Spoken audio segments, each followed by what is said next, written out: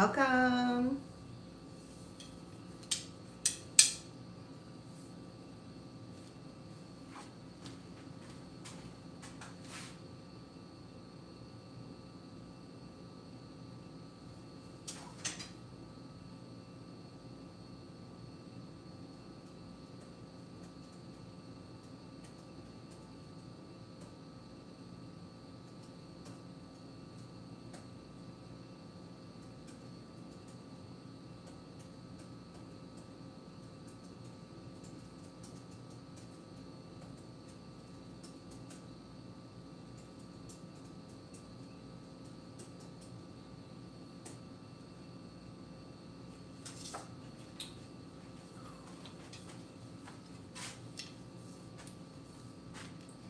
How we doing?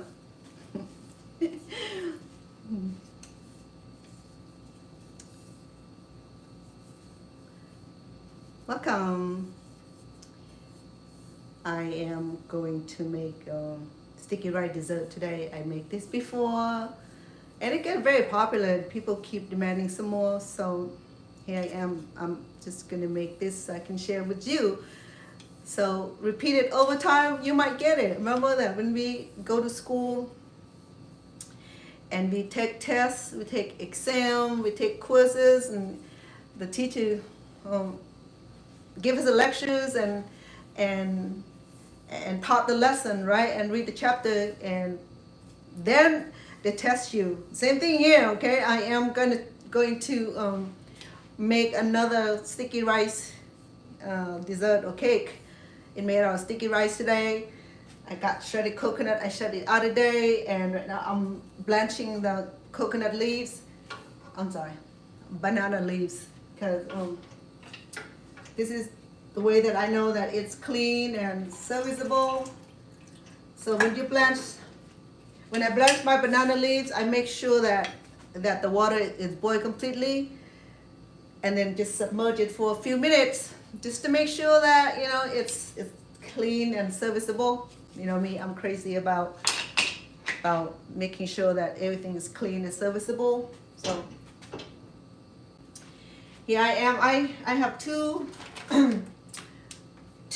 round 8 inches banana leaves. I want to get the 10 inches one. They didn't have it, so I took the 8 inches one.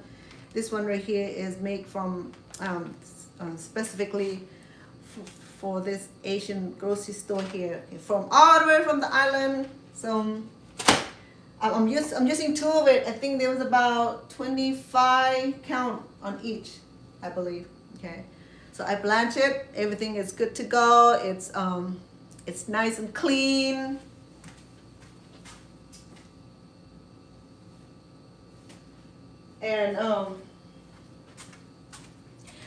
And the next things I would do is to give a little stir fry of our coconut. I'm sorry, of sticky rice. Okay, this right here will require it to cook beforehand. It doesn't have to completely cook, but to have rice cook in minimally, so that way it's easy to handle, easier to roll, easier to steam once we're done with it. Okay, so here involving pre-cook the rice a little bit, infuse with coconut milk, coconut cream, shredded coconut. I'm not going to use the bean today. Someone loved the beans in it, some don't, so I'm going to make one without the beans. So it's going to be fine. I made this before. My mom loves it, the kid loves it, the grandkid loves it, and the neighbor loves it, and my sweetheart loves it. So I'm going to make some more. That way they can have for their snack. I know I repeated this because people keep asking, so I'm making this upon demand. It is supply and demand kind of thing, okay? If I have more people demanding for it or want to eat some more, then as a chef, that's my goal, is to please my customers, please my consumer. So if they enjoy eating that, I could cook all day and all night without sleep. So let's go and do that. So now I finished blanching my banana leaves already. Okay, hopefully that impurities are being at least minimally diminished.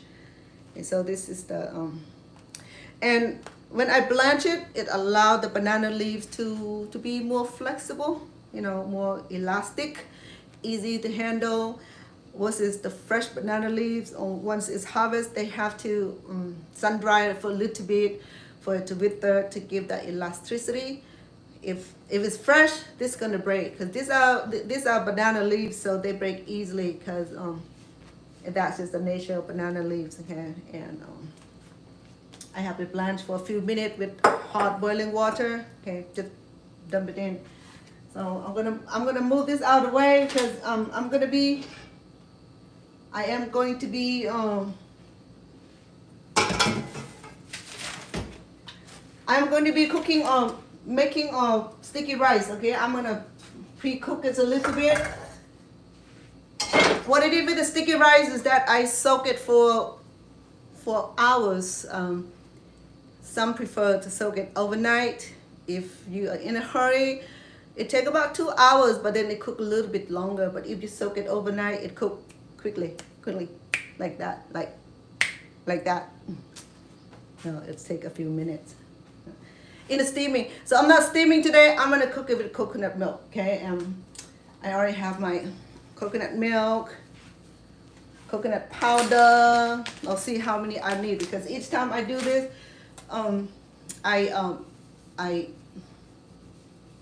because I never have to measure it, and that's the things that go boom, boom, boom, and there you go, my cooking.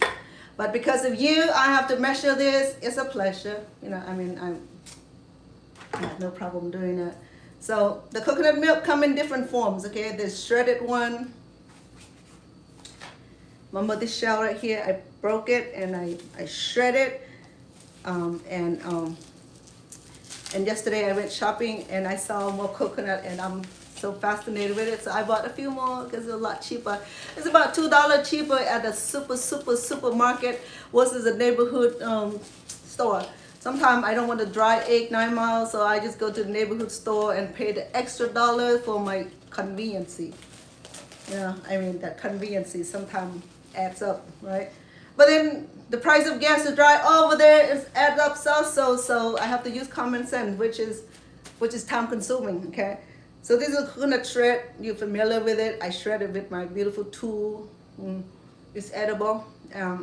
These are good to eat with cooked or fresh. Good. So this is a big shell. Okay, normally you don't get shell this big, but the one I got yesterday, it's almost as big. Let me show you.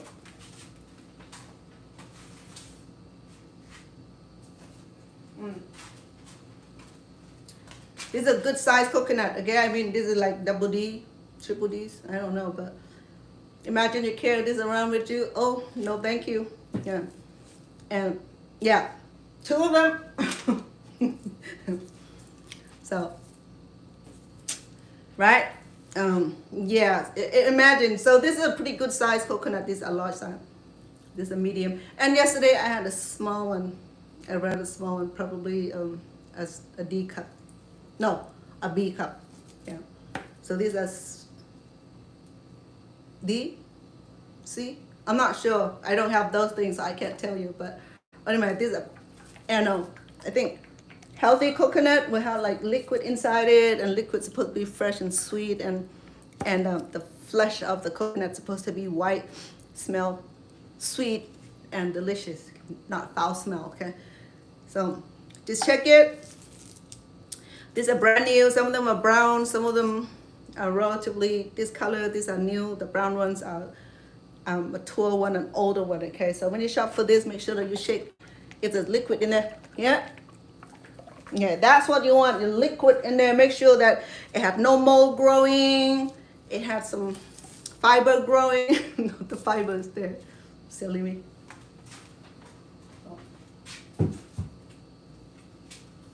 I was saying that earlier too that this is a type of banana that we use for cooking, but today I'm using a different kind of banana. I call it Samal, something like that. It's not a Thai banana. This type was supposed to use Thai banana, but they didn't have it over here at neighborhood store. But I went to the the Vietnamese supermarket, the Chinese supermarket, they had a whole bunch of this for like 99 cents per pound. That's amazing. They never do that. Usually it is about $4.99, $3.99. And they got 99 cents. I don't know what happened to it. You know, it looked pretty good to me. Look at that. It's not, no broken. It looks fine to me. So yeah, this be good for like, you know, beauty crown. You know, I mean, I'm just saying.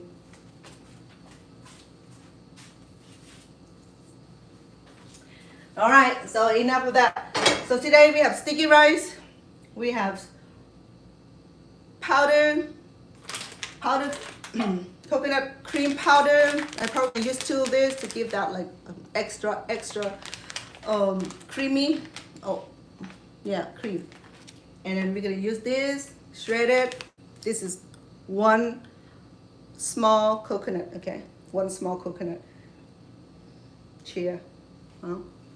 And let's see if we're gonna use 2 or 1 of this. This is the coconut milk. Just shake it before you use it. That way all the cream's gonna break and will cook quicker. So I'm gonna measure how many cups I have because I forgot to measure when I soak it. So I'm looking at about maybe 10 cups, 12 cups the most. We'll see, okay? I like this kind also. This is the container, not aluminum can. Okay, the difference is this is the regular cotton. This is aluminum. So it's up to you. I mean, they said that this is safer, but then it has like aluminum coated inside. Same way, you know. I mean, when you do can, they haven't made glass jar out of this yet. I don't know why. Maybe it's not meant to be seen. But then the coconut oil, they put it in a clear glass. I don't know why they don't put this in clear glass. Maybe it didn't look good in clear glass, so I'm not sure. Okay. All right, let's pop this baby open so that we can cook this, okay? How are we doing? Welcome, TikTok fan, my YouTube fan, welcome you also.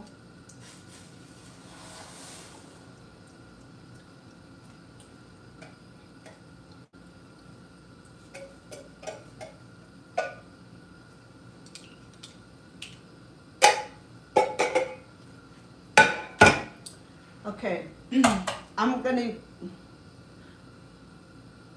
use 1 first and see how it goes. Okay, I always can add it later. It's just the name of the game is that I don't have exact measurement of the sticky rice today. So I have here is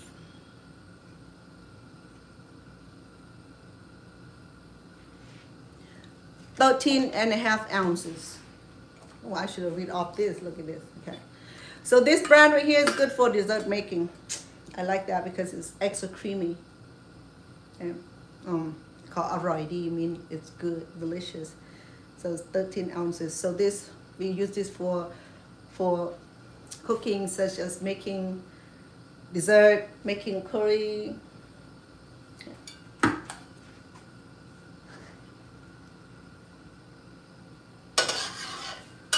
So it's very creamy. This is what extract from this baby here. So it's being grated and then extracted. It coming from here to here.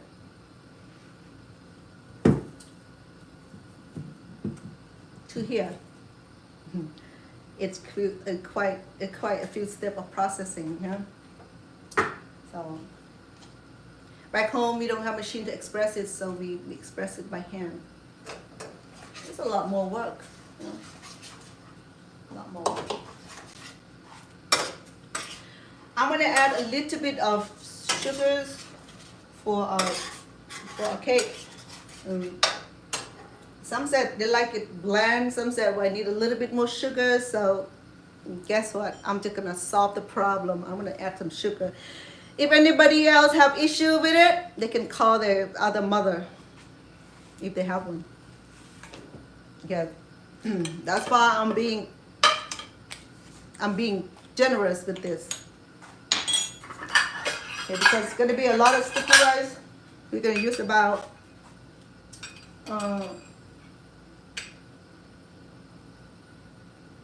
we can do about a cup, okay? Oop. No, we'll do about half a cup. I have about less than half a cup in there. So. I should have used the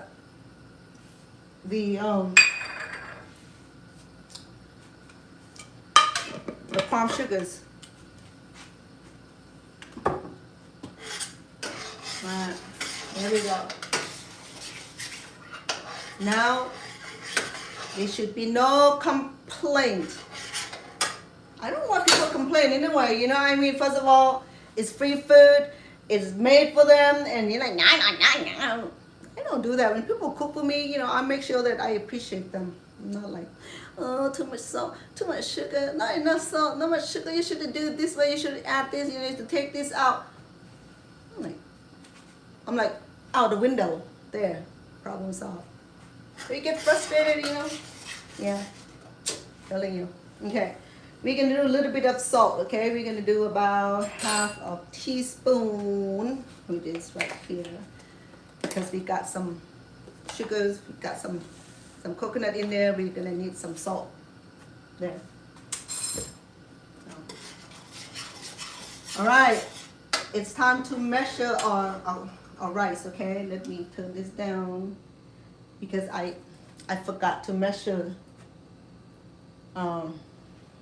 it when I soak it.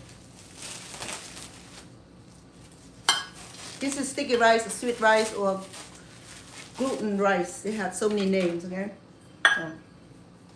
A lot of people know it by sticky rice. 1 cup. Oh, just put it into our pan here, okay? We're gonna cook it just briefly. 2,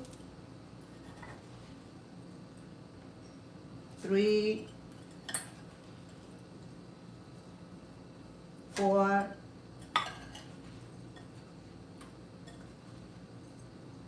5,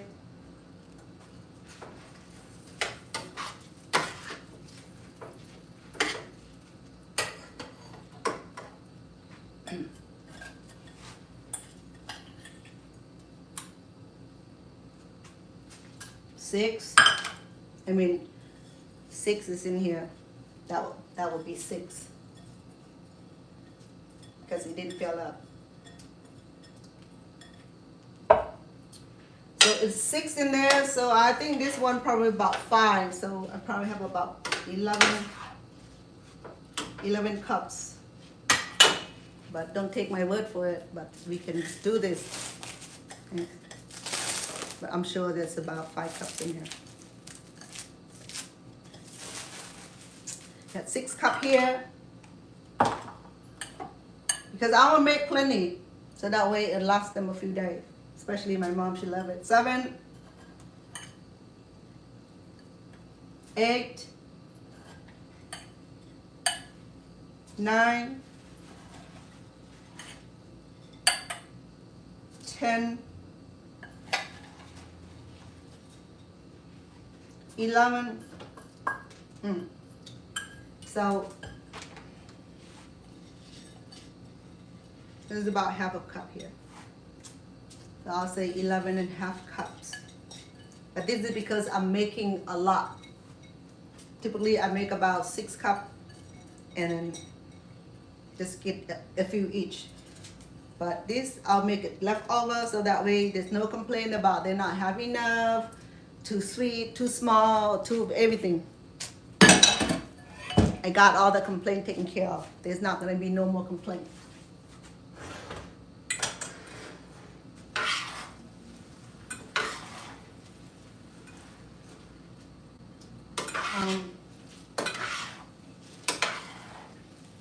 Because we have a lot of sticky rice, I'm gonna go ahead and add my, this is 1.7 76 ounce of coconut cream. These are the liquid that turned into powder. It is tricking people's minds. Sometimes we need the liquid, sometimes we need the powder. So we're gonna all put it in here. I might need 2 bags to see how it goes. I'll sample it and see if I have enough of it. If not, I have plenty. I still have a couple cans of this. And I still have these.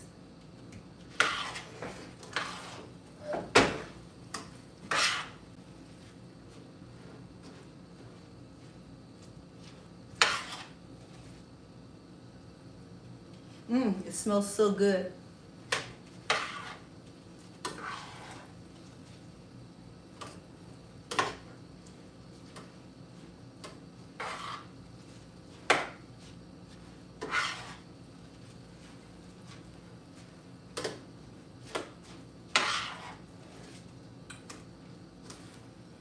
Because it's already dampened, I do not want any more liquid in my rice, so I will go ahead and add another bag of 7 ounce, 1 ounce, 1.76 ounce is the powder cream coconut. Because we have 113 ounces there already. I don't want it too much liquid into the rice and it'll be hard to handle.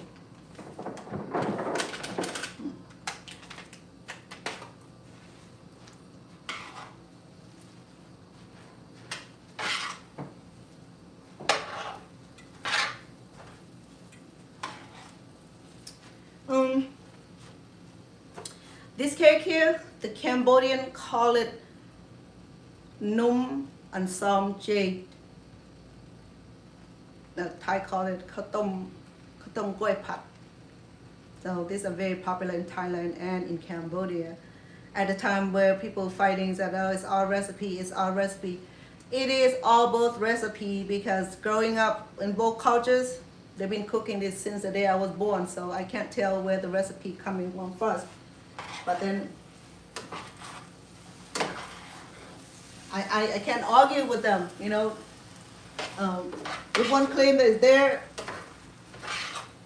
I'm just claim mine because I'm cooking it.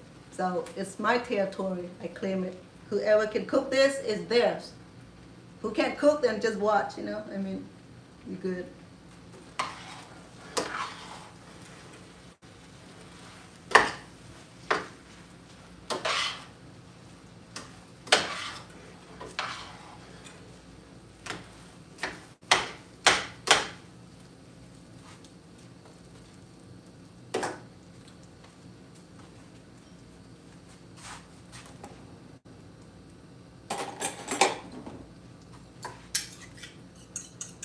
Let me sample it. It's not done, okay? It's not going to be cooking yet. So the rice is still raw, but I just want to.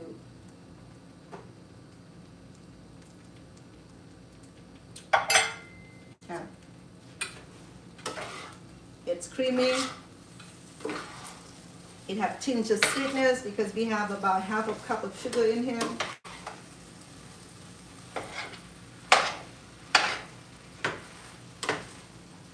Because the banana is not quite sweet.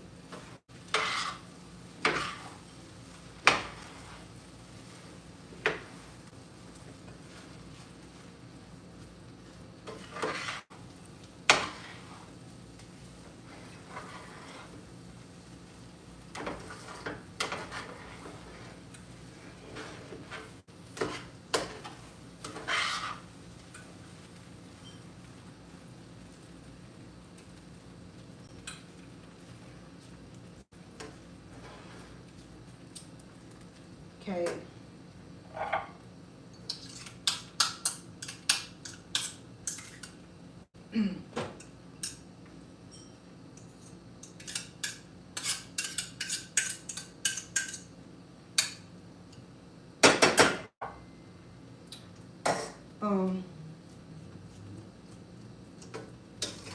I'm going to leave it on here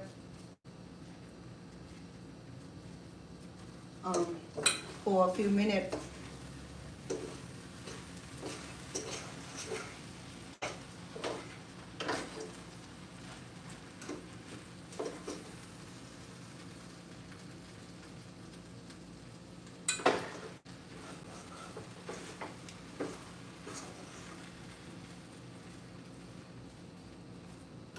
And then while I'm waiting for this to process,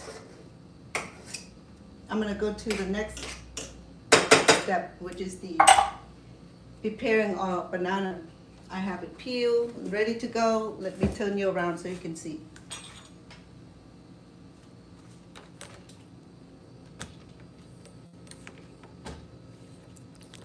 Okay.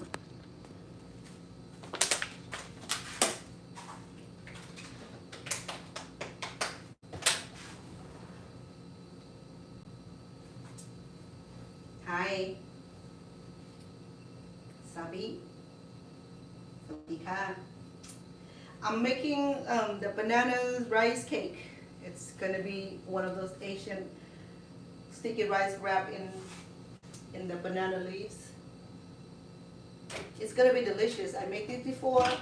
The kid loves it. The adult enjoyed it because this is one of the Cambodian or Thai dessert.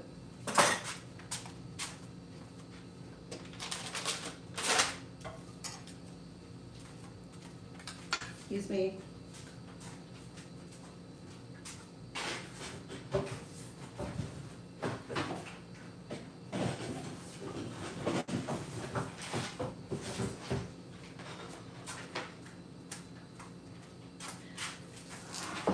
I had different kind of banana today because they didn't have the Thai banana at the time when I was shopping at the Asian grocery store. So I grabbed a different banana. This one is like a plantain, but not quite. So, oh, I'm sitting down, yay. I need to do that sometime. Let me close the pan to allow the sticky rice to cook for a little bit.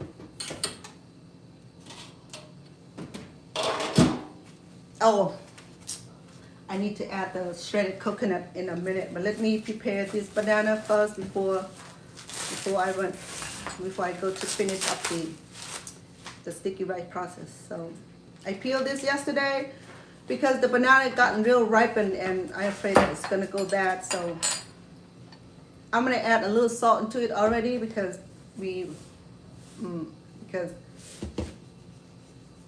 very little, okay? Not a lot, just give a little bit of a kick. Oh.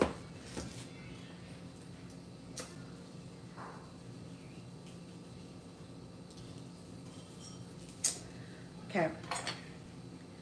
Because this is such a big banana, I'm gonna divide this into 4 quarters. It's pretty long also. So this banana is good for dessert, you know.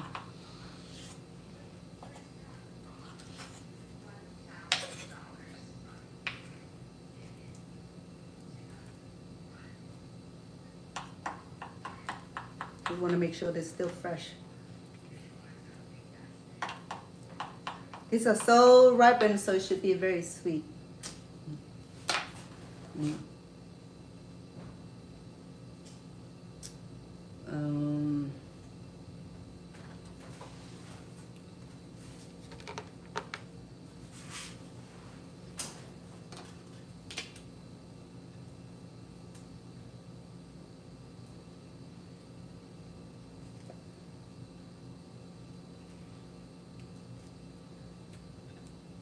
I have a lot more sticky rice than my bananas. See how it goes. If I need to use the rest of the banana that I have today, I will. Or sometime I just stop and I run out one of the other ingredient. If the banana run out first and I quit, if the rice run out first and I quit, and the rest is just history. Just manage it, freeze it, or just wrap it out.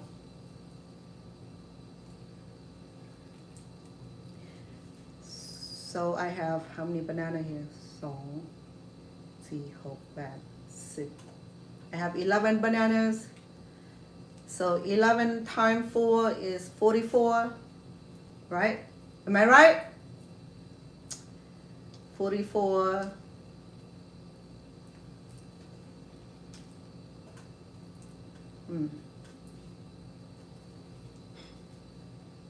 It looks messy right now, but once it's cooked, it's gonna be good because the banana is so ripened, and that's what we need. That flavorful banana, ripened banana. Okay. So my only concern is that my wrappers is little. Okay, it may not even fit for this, but I have to use the other food sheet if I have to. But I'll see. I'll see how it's like in a moment. Nice and sweet.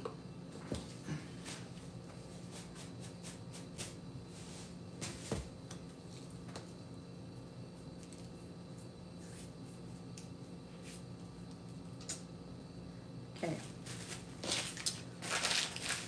All right, I think we cool.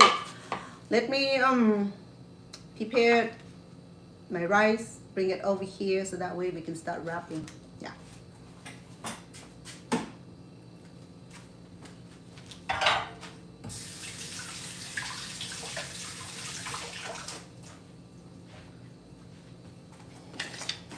I will go ahead and steam a water already. I have the steamer here. And I have these cute steamers. So I filled up about 1/4 of the bottom here. Okay. So even a little bit better. I think I have about 2 quarts in here. So when we steam this fish, not fish, the cake. Okay, so once I have enough to go in the steamer, we'll start steaming and then I'll sample it for you.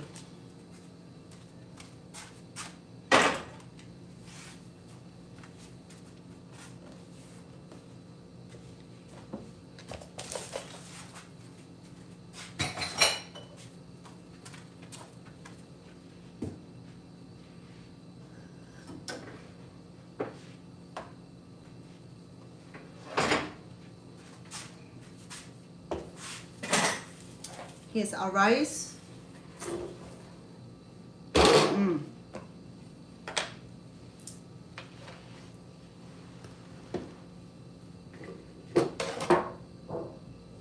It's not done because it's not meant to be done. But the reason I did this because I need to infuse with the coconut cream and the coconut milk, and then with shredded coconut. So we're gonna add our shredded coconut in here already. Okay. Let me see. Let me mix it.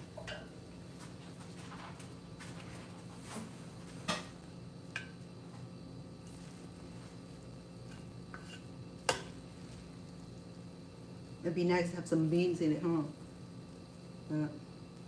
Only certain people like bean in it, and I'm not making that 1%. The last time I made it without bean, she likes it. So, you know, like I said, it's free food. Let's stop complaining. And then that's why I stopped making food for people when they start complaining too much, demanding too much, and I stopped making them. So, in order to eat my food, you have to know how to appreciate me. And if you don't appreciate me, I'm not going to worry neither. I'm going to say, have a good life. Have your mom cook it for you. And that's my attitude. All right, so we have 1 whole small coconut. Like this is a big coconut. It's almost big as my head. Look at that.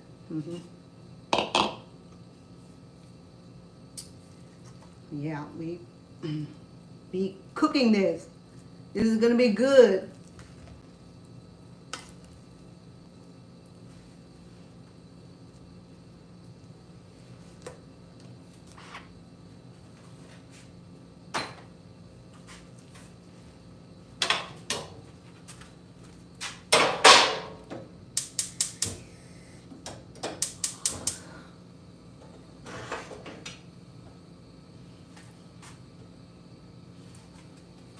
I have to make sense because I need to turn on the steamer. Yeah. Let me add it so you can see. You can see okay? Let me.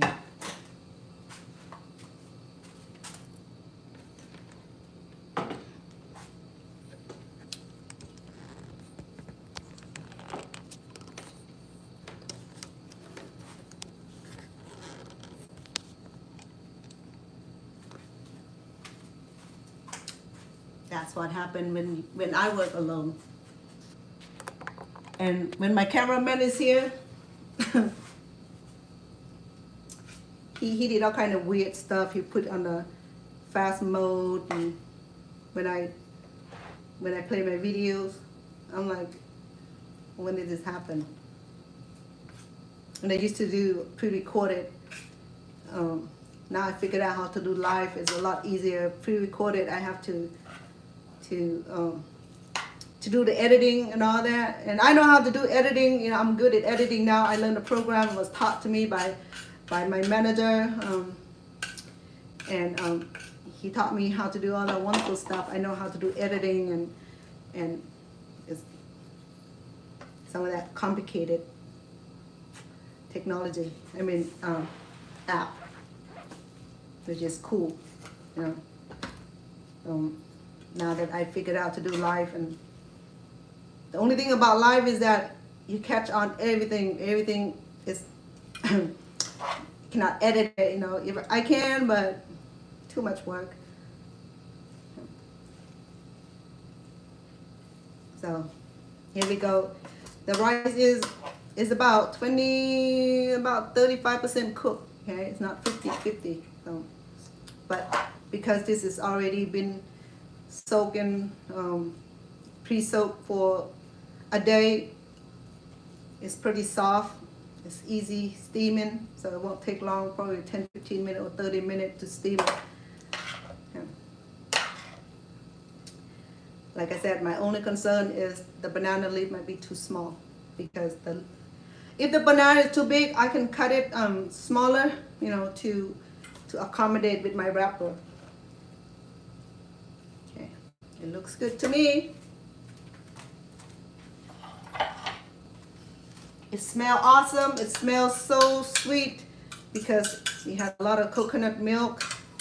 We have coconut powder and shredded coconut. So it smells like dessert that's supposed to smell like.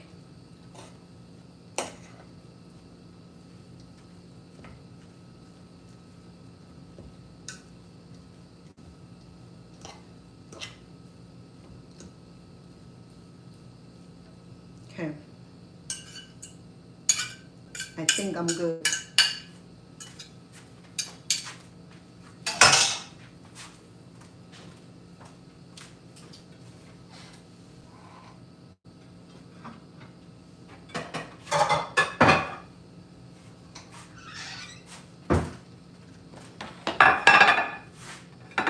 Sorry, that's a lot of noise.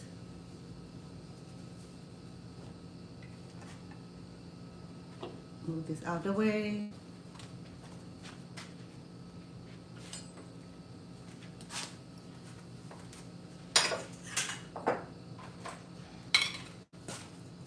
And my banana leaves all blanched, clean. Okay.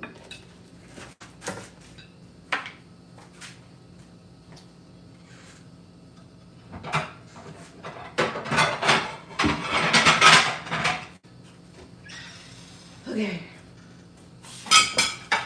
let's do this so that we can get this done, okay? I will need my, sorry.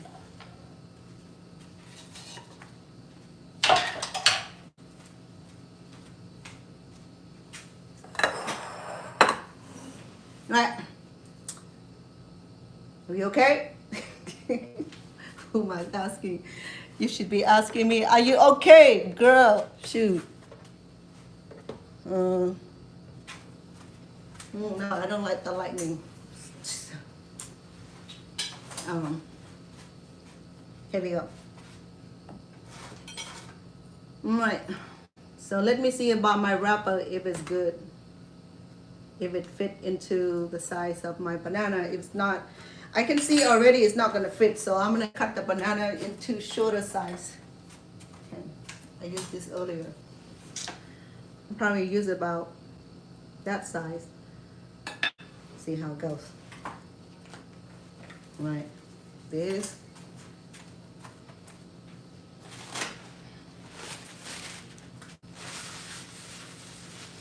we don't need to oil this because the sticky rice is pretty oily and banana leaves is pretty it's pretty slippery, so it doesn't not need extra oil. Okay, so I'm gonna do this.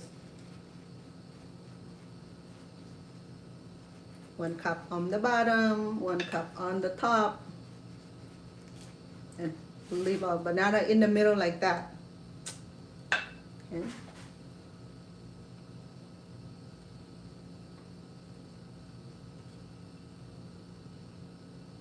It's not going to be as cute as the one I make. I make the banana smaller, so it was so cute.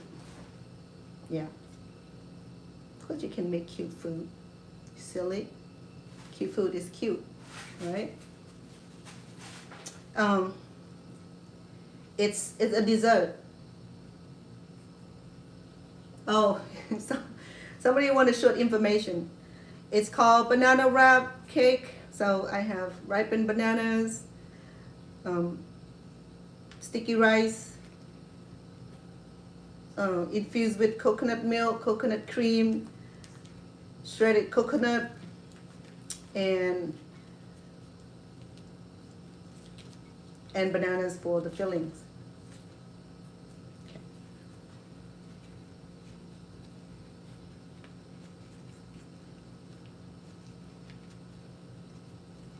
So this is a perfect form of origami.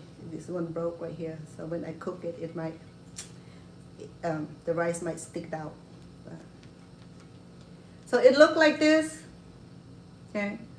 I'm probably gonna bring my camera closer. Let me see. It looks okay. I mean, let me do full screen here for YouTube. Full screen. Hey, not too bad, right? Yeah. There we go. Our first cake wrap in the banana leaves.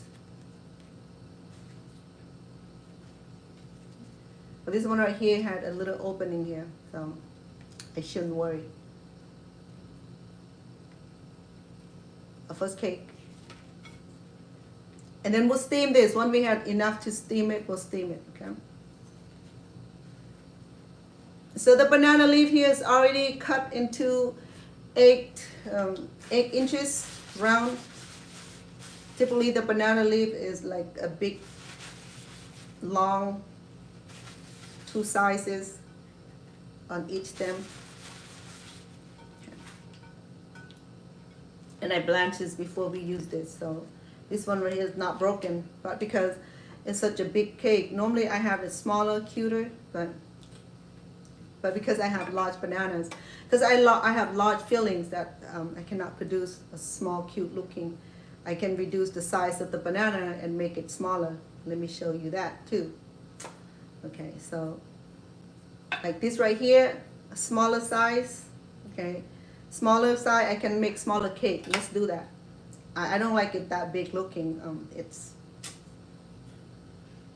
not cute. And because I have such a small wrapper, so you see it? Just kind of arrange it. Because when we cook this rice already, it helps manage it glue together because sticky rice is sticky anyway. So once it's cooking, when it's cooked, it kind of like stick together, hug each other like couple, you know. Okay, so, okay, I like this size better. I have to reduce the size of the bananas. Okay, so how I do this, I fold here to make crease. Okay. And then fold both sides in, both end in, and then bring this flap over and tuck it in. So this here, this skillful wrap here, it does not need to be bind together. Normally they bind this together, bind it like that with the rope. Okay. But this right here, I'm steaming it, so I don't need to bind it. Because steaming and boiling is different kind of textures. Steaming, it does not submerge in the water, so therefore the success rate is a lot prettier. Look at that. Look at the difference.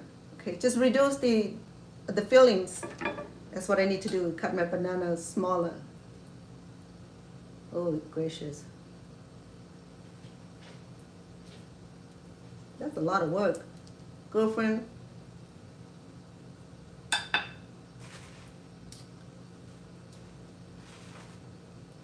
Because our wrap is so little, so if we do it too big, it don't look good. It didn't cover very well, okay?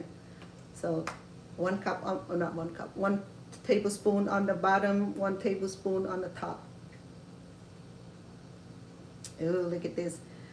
Look at the shredded coconut. It looks so nice. Look at that. Oh, this is super nice. And you know what? This tastes so good, and that's why my family keep asking for more, because not every Cambodian household, Thai household can do this kind of cake. Okay, I mean, people have to learn this skill from their grandparents or their parents to do this. Yeah. So look at that. I love how the sticky rice forms so well together and able to navigate it. Okay. So we go grab the end, roll maybe 2 times, okay, and then make the crease. The end of here, that is just tradition, the way it's supposed to be, okay. And then fold this in like that, and here's a flap here, and then just tuck it in, just like origami. If you love origami, this would be perfect project for you. Yeah. See that? There's no string needed. There's no binding needed. It's automatically bind down here. Look at that. Isn't that beautiful? Okay, and then that little crease here. That is the basic ideas of Cambodian or Khmer cooking or Thai cooking. Okay.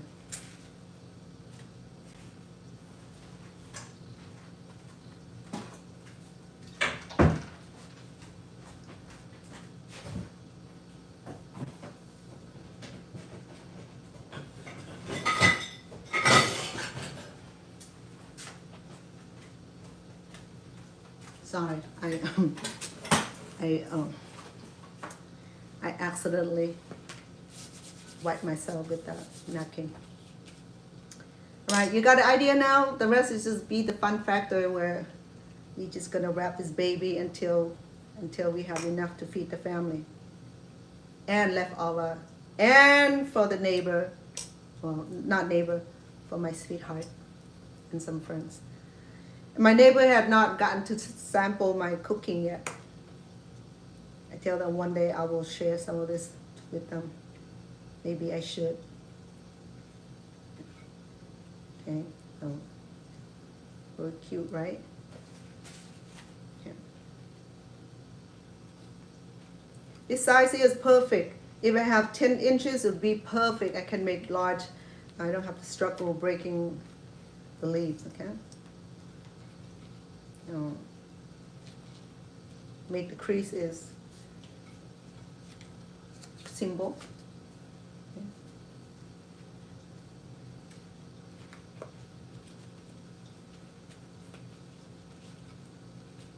It's a lot of fun making this. I enjoyed it.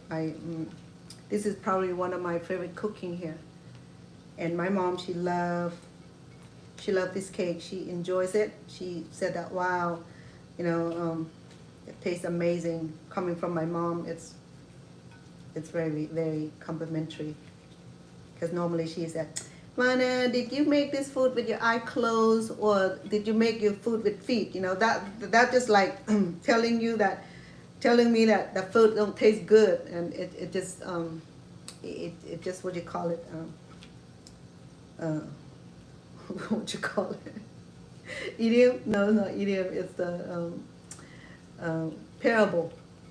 Yeah, the word parable. There we go. Cute little one. Yeah.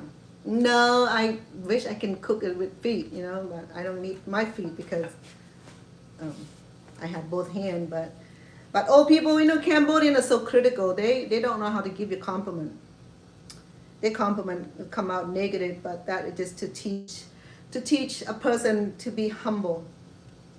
That's the whole thing, is to teach a person to be humble, you know. So let me divide this into half, because instead of telling you, oh yeah, this tastes so good, and make a person head go high and stucking up, you know. The Cambodian people, they know how to lower your, they know how to lower your ego. You know, I would love to hear some nice compliment, but lately, since my mom went and got her eye surgery and stuff like that, and so she's solely relying on my help for everything. So she started giving me nice compliment, like, oh wow, I didn't know that you know how to make these.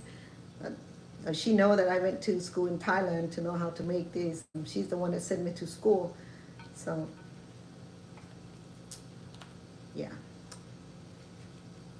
but to hear my mom enjoying the cooking, it made me feel pleased and wanted to make more, you know. I mean, for her, because the Cambodian people have a say about feed the living and don't make offering when they're dead, you know, because Cambodian people, they believe in making offerings and stuff like that. And when people die, they will make food and put in a tray and make offering, you know. So so this one is too big.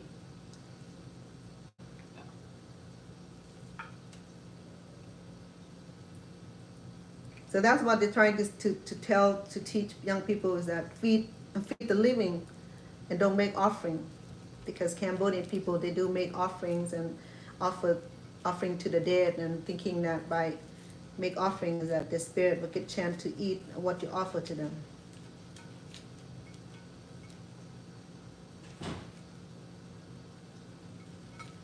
This one right here, it broke right here, I guess. I was trying too hard. So feed the living, stop offering to the dead, because we don't know whether they get it or not. But but in the day when in the Bible, you know, I mean, they make offering. They in the Old Testament, where God asked the asked the people, the covenant people, the people that he considered the covenant peoples are the one that being obedient to him, they call covenant people.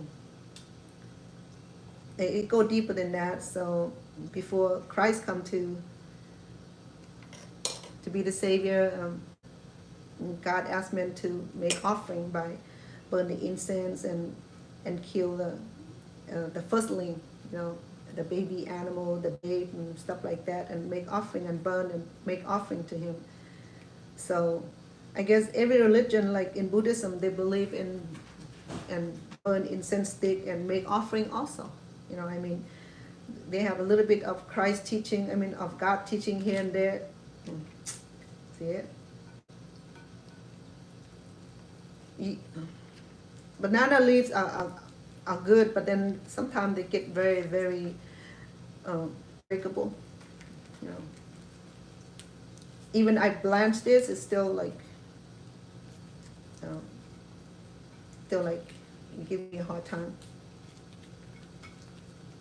Okay, so I have a split right here, right there, but I'll see how it goes. I think I need a new one, because this one is pretty bad. Look at that. That's what I'm talking about, the leaves. Some of them are good, some of them are just like split here and there. And then when I wrap it, I have to be careful also. Okay, all right, gentle. Gentle. No scratching, no nothing. So maybe offering does help. You know, maybe offering, maybe the spirit will get chance to receive the offering, you know, because God did that in the beginning of time, where God asked his people, the covenant people, to make offering by burn the incense stick and burn, or and splash the blood of the firstling, like the baby cow, the baby duck, or what have you, and then spill the, and then flash the, no, flash, or spill. Spill? Which way? Anyway, so, oh wow, I don't know about this. I don't like these. The leaf is.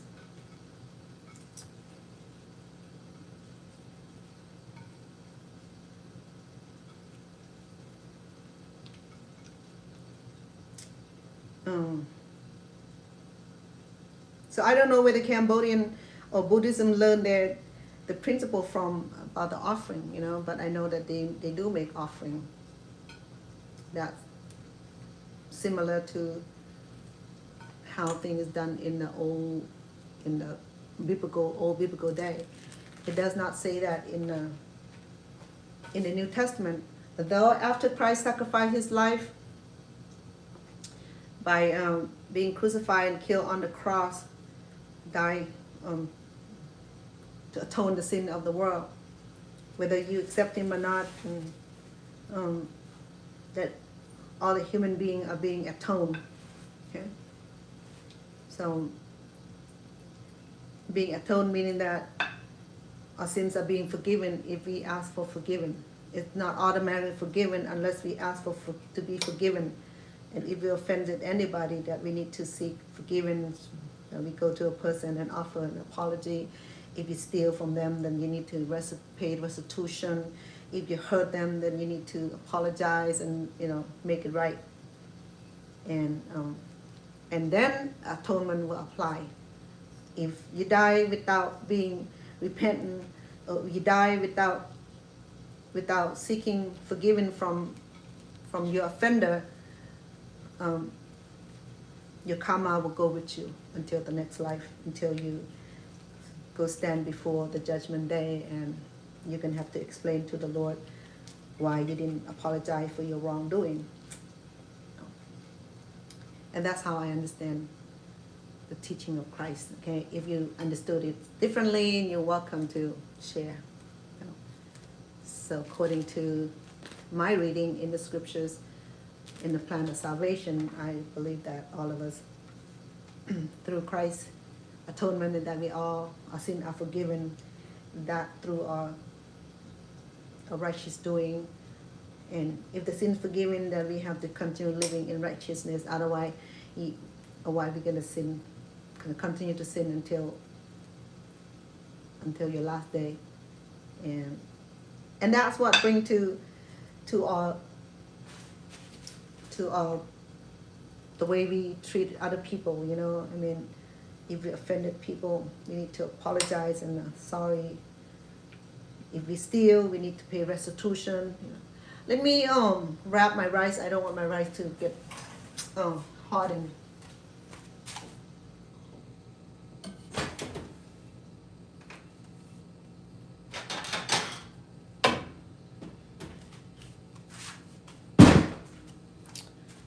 Because the egg is on.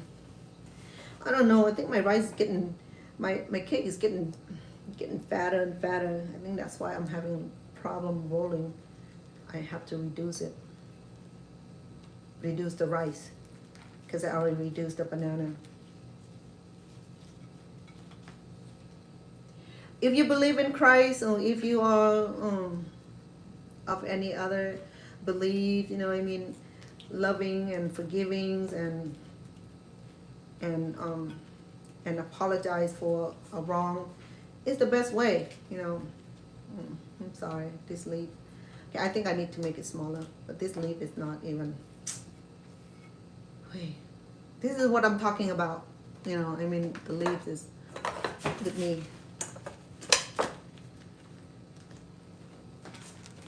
This is a different kind of banana leaves. I know this kind of banana leaf is very, very hard. It's not bendable.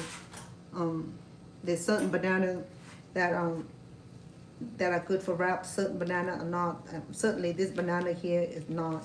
Look at that. It's already splitting. So,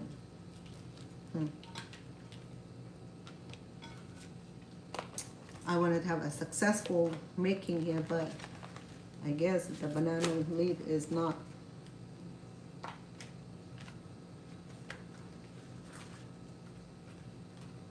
It can be paired like that, but I don't need to do that because these banana leaves are quite expensive. I could have gotten the full sheet. I have the full sheet in the freezer. I don't even know what kind of sheet that is because there's a different kind of banana leaves. Some are more durable, some are more, see that? Yeah.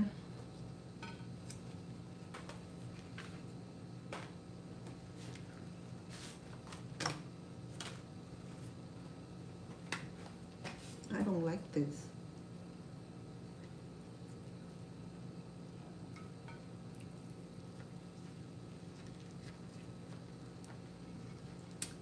Maybe I need to put it in the microwave for a minute. Because I already blanched this, and because blanching will help with the processing. Okay. All right, so this one worked.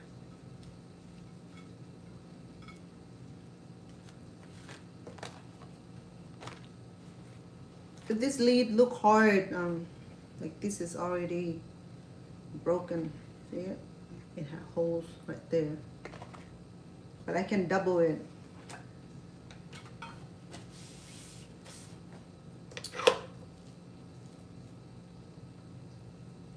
Need to reduce the rice, probably make it a little bit smaller.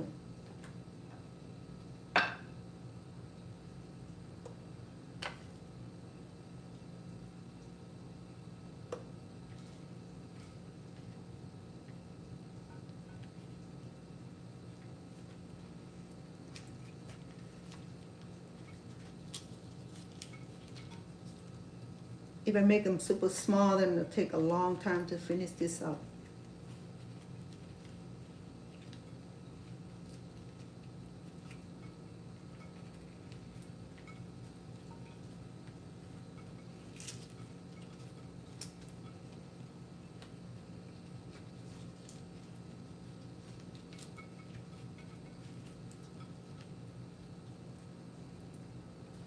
This one is broken again.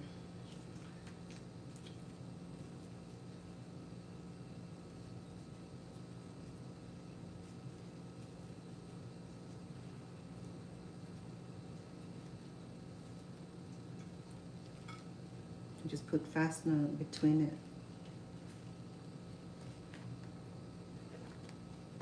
There's no way my knowing when I bought these leaves, thinking that it's going to be the right kind of banana leaves. Because there's certain banana leaf that does not give fruit, but they will grow it for the leaves, for the production of leaves.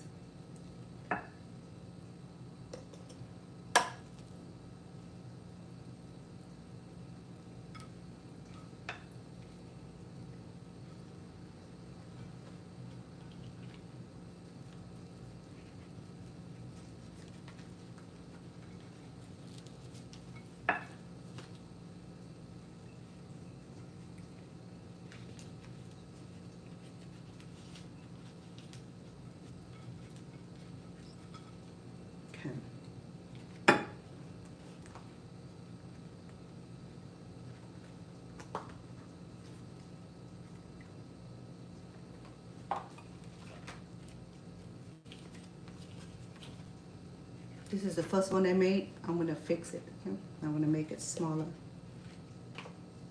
I'm gonna reduce the banana. Why? You know, it's just me. Okay. It is me. I operate differently. I know.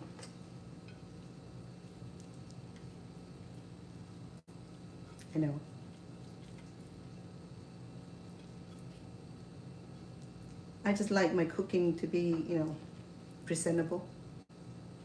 I like that. Certain look, certain shape and energy. And when it doesn't turn out the way I want it, and then it bothers me, There you go. Small now. All right, chef. Leave that be. I know You know, some people said, don't matter, you're gonna eat it anyway. You're right, I'm not gonna argue. But let me do it my way. I just like that cuteness and a little perfection. Yeah, nothing wrong with that. As long as it's positive, I'm good, you know. As long as I'm not hurting anybody, I'm cool, right? So, have you tried one of these before? Okay. In California, in Asian store, you might get sample of this, okay? Because they make this to sell at the market. But here in Las Vegas, when I went to Bangkok market, which is the Thai market, and they have a little kitchen area, they do make some dessert. They make palm dessert, which is something that something I have not tried yet. I learned that in school too many years ago, like over, since I was 17. How old was I? In 1976, I'm only about, what, 16, 15, I guess. So that's a long time ago. But when I was in Thailand, my aunt made it, and I took her recipe. I wrote down her recipe, so maybe we'll try that. Now, when I went to Thailand, I have fun. The fun fact is that I was able to, like, look at all this. This is what upset me, you know. I need to take it back. I want my money back. It's like, no, ma'am, you do that. You do like that. So I had fun time cooking with my family, you know. When I was in Cambodia, I met all my cousins, the one that I have not seen since the Khmer Rouge, since 1974. Some of them were born afterward, so I never gotten to meet them. And then I met them when I was in Cambodia last year, and it was a lot of fun. And my cousin will come over to cook for us, and one of the dish is the cooked eels. But making eel, they have to be like super spicy, you know, because eel is like one of the fish that people don't always like them unless it's cooked right with high spice, high peppers, you know. You gotta do it right, otherwise it don't. Eel is one of those fish that's like, it's not. It's not too likable, you know what I mean? A lot of people don't like eels. I don't like eel. Like I said, I have one eel, my sea eel, my ocean eel, in the fridge. My son caught it, and he sent it over, and I'm sorry, we're not going anywhere because this banana wrap is not good. So, oh man. So my cousin was making dinner for us, and he was cooking eels, the spicy eels. So he said that he called me auntie because I'm older than them. They were children of my cousin, so they're my second cousin. So I have a status over them as an auntie. So, as an auntie, they want to know how old I was, and that they was gonna cook the eel, and put as many pepper as my age. And I was like, I'm 62, so put that many peppers, we're gonna die from consuming too much hot peppers. You know, they was laughing. To them eating hot peppers like eating candy. They don't care. They can eat those pepper like no tomorrow, you know. I said, no, let's do 40. He said, no, we'll do 62. We'll do your age, auntie. He said, no, I won't be able to eat that hot. In Cambodia, I don't want to end up in the hospital and killing me eating too much pepper, you know. So then they reduced to 40 peppers for that cooking. It was like okay. I'm gonna, with this one right here, the pieces came off. Excuse me. Hold on, give me a second, please.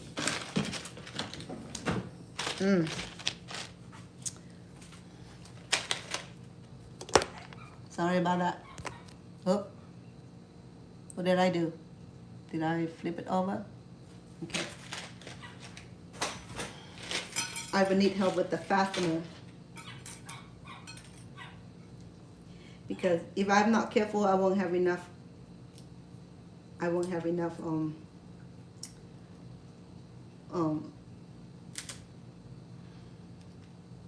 Wrap. Okay, we'll just be frugal. I fix it. And when they cook the eel, I'm like, no, thank you. I don't care how many peppers are in there. I took a bite and that's it, you know. And because frog, eel, snake, those are not my Thai food. Even in the time I was born, there's plenty of those on the farms. I never cared for it. Frogs everywhere. I can fish frog. I fish it out from the hole. So in Cambodia, after it rains and, you know, the frog was like making noise, shouting, making noise to call for their mate. And then you just follow the noise and, yeah, fish the frog out of the hole. It was a nice experience. Oh my goodness. This is not fun at all. Let me repair.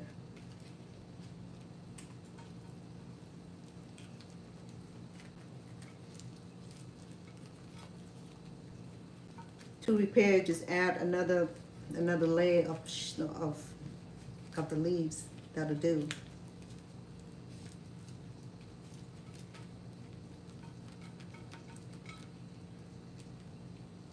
Man, this banana leaves right here, I'm about to return it. For real. I don't like this.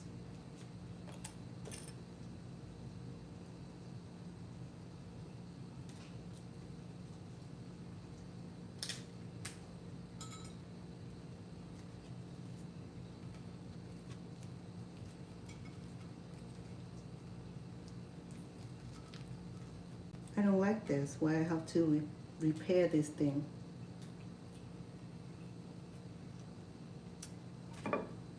That's silly. Maybe I'll put it in the microwave for a minute and see how it goes.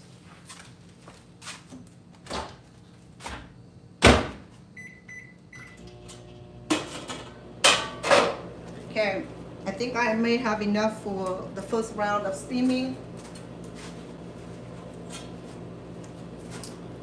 I have my cute steamers, so I'm gonna go ahead and lay them side by side.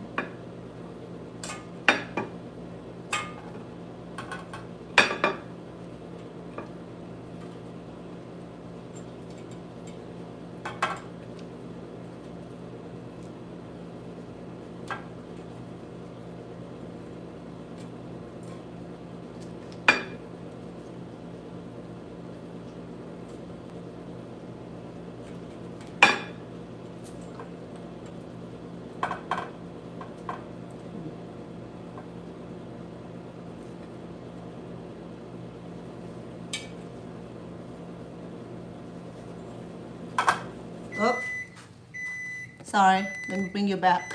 Sorry about that. Yeah, you all right now? We okay now? Sorry. Okay, so here we go. My goodness, so dramatic.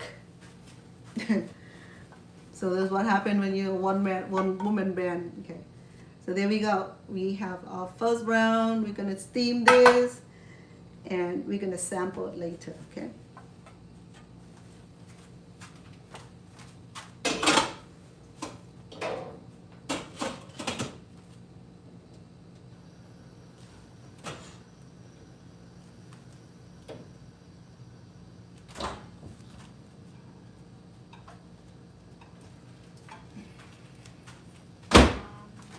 Okay, it's heated again. See how it goes. Keep this cover.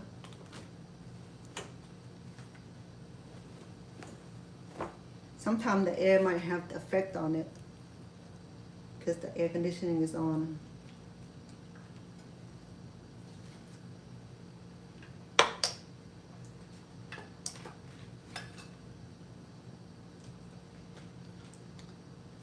Remember, the bananas being too big and my wrap is not that big.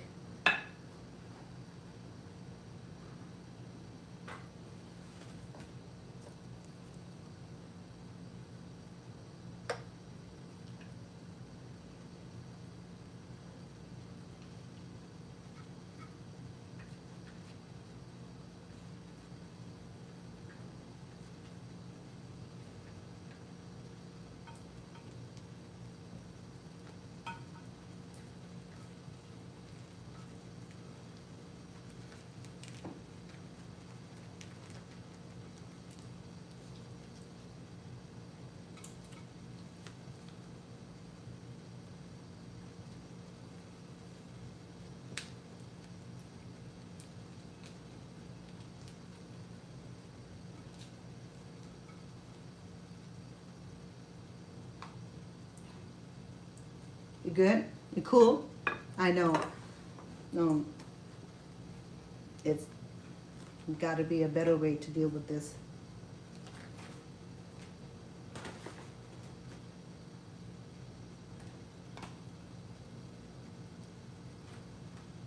Yeah.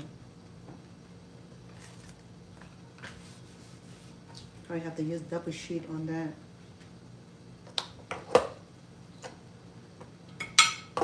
I'm surprised though, you know, when they cut this into this shape here, they did not break everything.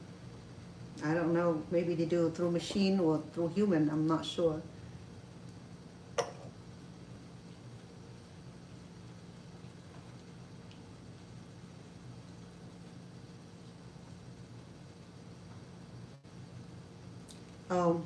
The grandkid went to swim again on day. It was my grandson Brendan 13th birthday. So his mom took him to swimming yesterday, and he had a cake. And I gave him some cash for his birthday. He loved cash for birthday. So last year, I offered to take him on shopping spree on his birthday, not spree, shopping, to just like buy the item he needs. So he was looking for a pair of shoes. And with that, we went like 5, 6 shops. We went to here, there, no, here, no, no, here, no, no, grandma, no, grandma, no, grandma. By the time I'm done with him, I was so exhausted. And I told myself that I just give him cash, have his mom deal with him. So he got the pair of shoes. Oh no, he didn't get a pair of shoes. After 3 hours of walking around the mall, I'm done. You know, I'm done with the mall. So he came home and I gave him money and said, "Here, have your mom take you. Okay, good luck. Happy birthday." They're so indecisive. You know, I mean, they don't know. They just, I don't know. Young kids, I don't understand them, you know, not too well. I'm a mother, but for some reason I don't understand the kid these days anymore. How they can make something so simple into complicated situation, you know. And yeah, it's just a simple pair of shoes and have me walk all over the mall. So this year I'm not doing that. Here in the morning, go do what you need to do. I have patience. It's just that, you know, sometimes I'm just not up with walking 3-4 hours at the mall. That's it. You know, I mean, I'm not a mall rat. I'm never too good on that.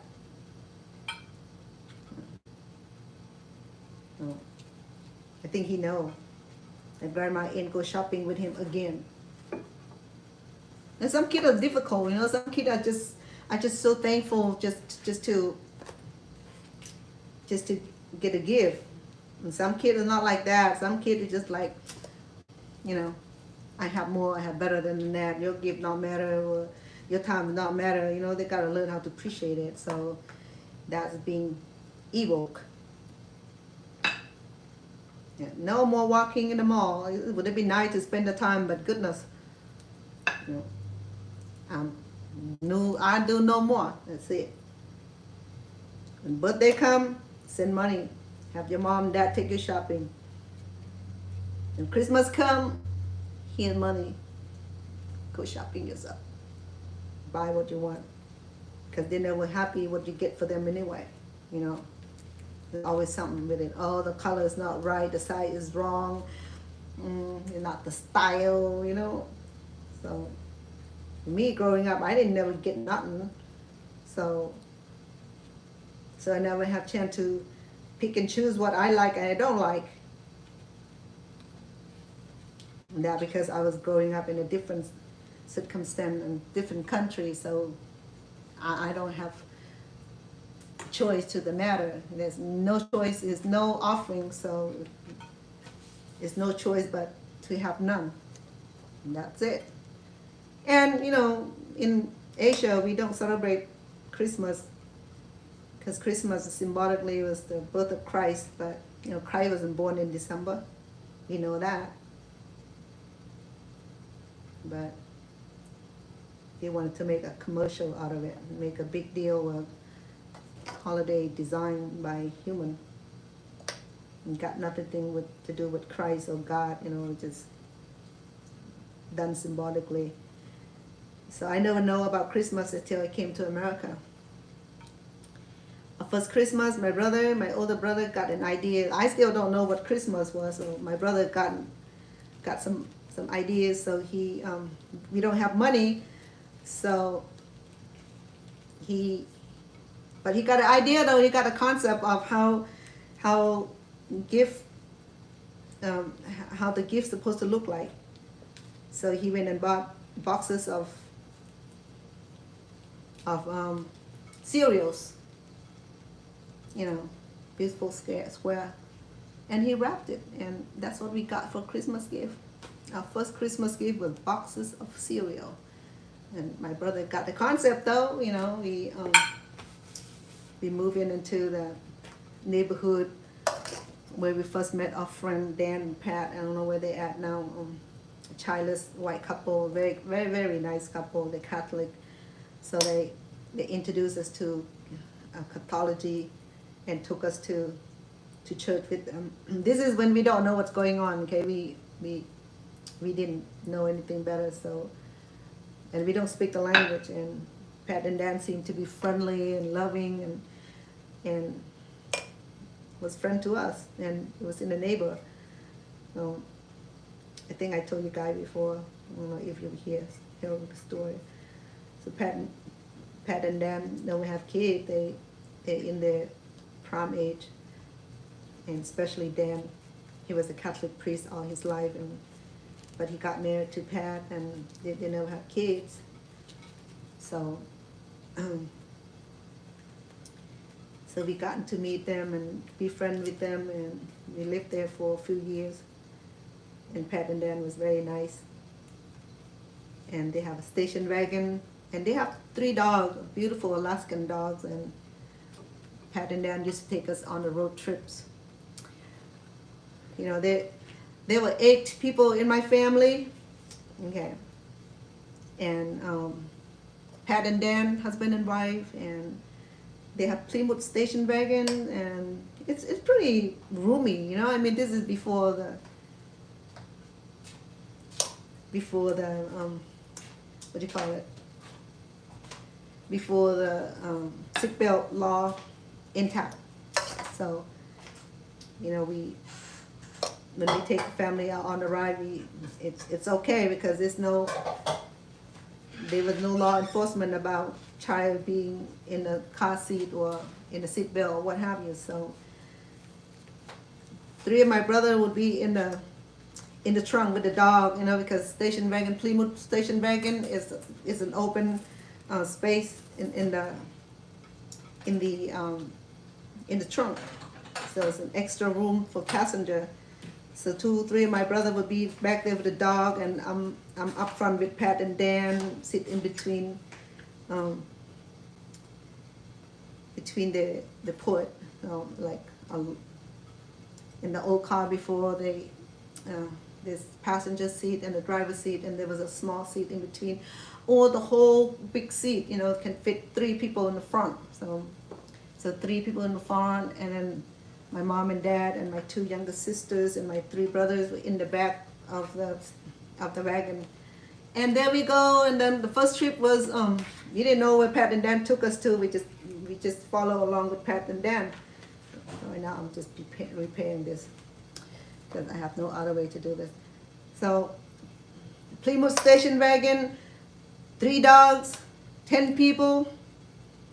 So Pat and Dan took us to our first trip to San Francisco. We live in Stockton, California, so we were about an hour and a half or an hour, a little over an hour to the Bay Area, to San Francisco. So it took us to the piers. This is the time where we don't have camera and stuff like that, so we never have picture of our first trip. Our first trip when we came to America. So it was cold because it was, even in summer, San Francisco is about 70, 75 degrees, 73 degrees. For me it's cold. For me, I'm a cold-blooded dragon, so I'm always gonna need a jacket. So what happened was that we spent a day in San Francisco, visit piers. At the time, I don't know nothing about San Francisco, so it was like amazing to me, to see the lions, to see the sea lions, and at the piers, and don't really know what's going on. But anyway, Pat and Dan was very, very nice people. Love them, they love us. They even took us to church on Sunday, then we even got baptized. When you don't speak English, you just go with whatever. You just go with people that appear to be friendly and acceptable. They're accepting us. They took us to church, and I think we got baptized. I don't know, because I remember that the priest would sprinkle water on us, and I don't remember how it worked now, but I remember sitting in a Sunday school and don't know what's going on, but we were there, we attended mass service. But later in my life, where I met another church, and through missionary, so I converted into Christianity since 1981. And we moved out of the area. We lost touch with Pat and Dan, so years later, I went back into the neighborhood, and because Pat and Dan own them, they have duplex. So I went back and trying to check in on them, but there was no one at the door. I don't know if they're still alive or not, but I just remember good people, It would have been nice if I were able to understand a little bit more, that we able to talk and converse, But what I remember about Pat and Dan is that they were so kind and loving, and on the way back, they pulled over to a fast food restaurant. I think it was Burger King or McDonald's, I'm not sure. I can't remember exactly. I can't read at the time, so I can't tell what it was, but I remember my mom have a tote bag of snack and stuff that we bring with us to the trip, on the trip. Hello, Bong. Thank you for being on here. I'm making your favorite dessert here. Damaged kiss. Thank you for being back, sweetheart. I'm frustrated because this rice, this wrapper, this banana leaves here are so breakable, and I don't like a bit. It's been crazy here. So I was telling the story of my settlement here. First settlement in the United States. It was terrible because no one prepared us for us coming to America. So it was so badly. Sorry, it was so badly. So I guess we were at Burger King or McDonald's, and you know that where we came from, we don't have American food, right? So that was the first time I think we got introduced to burger. Yeah, so this is worse. So believe me or not, it was so alienated because we took a first bite. You have some fried, there was some burger, and we took a first bite and a burger. We don't like it, and we don't know how to eat. We don't know how to eat American food yet because we never been taught American food. And growing up all our life eating rice and chicken and rice and vegetable, and here whatever was inside that bun, like no.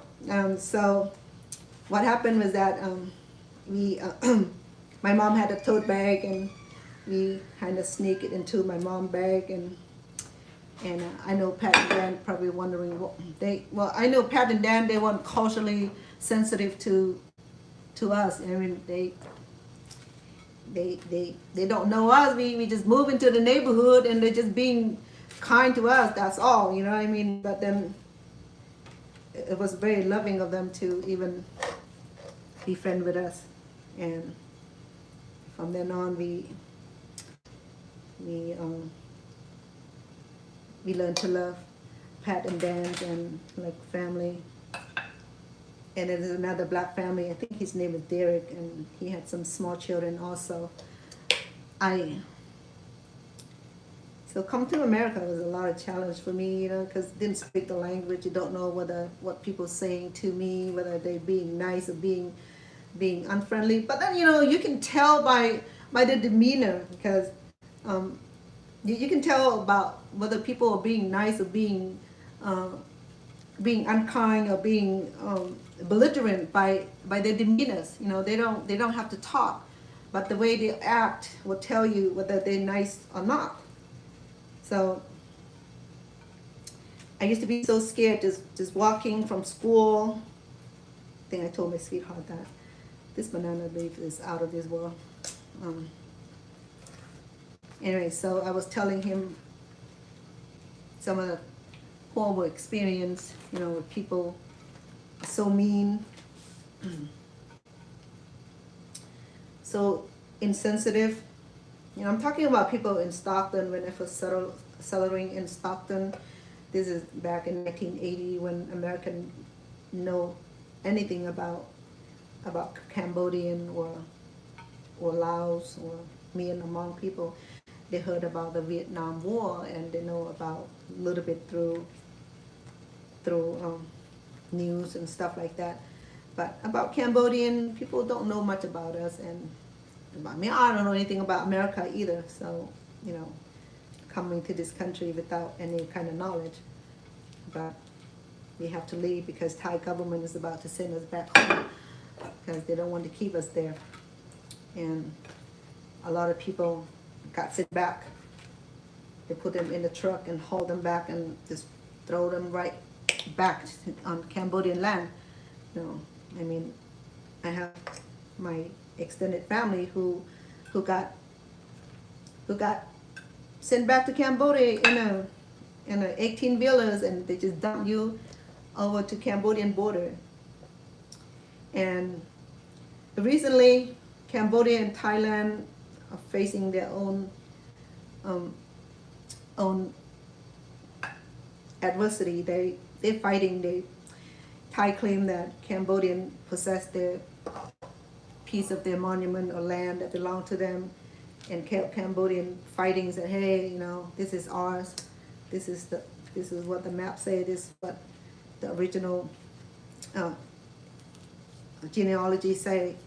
So Thai people are not backing down. They want that monument. They want that piece of land to own. So they've been fighting. They've been killing each other in the front, in the border, along the border, and a lot of disruption, a lot of destructions, a lot of hurtful, a lot of killing, actually. You know, so there's been casualties. Not as bad, but you know, still. Um, why I'm saying this? The reason I'm saying this because when Cambodian just gotten done with Khmer rules, killed about 2 million people, and now when Thai starting all this um, rumor wars and killing and shooting and claiming the land that maybe once belonged to them, but it's no longer belong to them now, but they want it back. So Cambodians said, you're not going to take it back. It's our land. It's our belonging. We're just going to keep it. We're not just going to keep it. We're going to fight until one of us gone. So I think that's what they do, you know. So this cake here, it's both Cambodian and Thai people make them.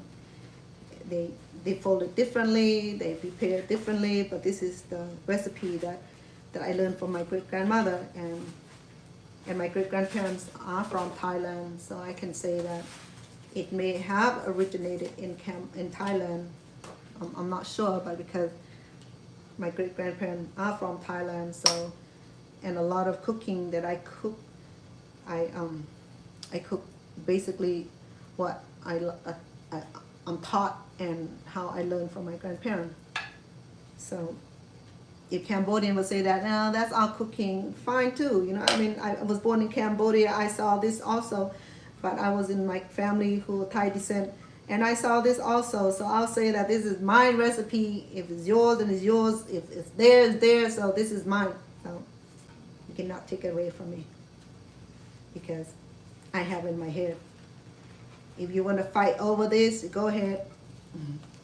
Come over to America. We'll welcome you here. Okay. But don't forget, I have family in Thailand too, and a whole bunch in Cambodia. So I don't know which side I'm on. I'm not taking side neither because I'm Thai descent, born in Cambodia. So who can deny that? You can deny the fact that I'm a little bit of this, a little bit of that. So I'm not denying that I'm not this and that. I'm just saying that it hurt me though, you know, when both countries are fighting. Because either way, it affects me, you know, on the Thai side or Cambodian side, it hurts me because you know, that's what happened when you trap between two countries, two cultures, you know.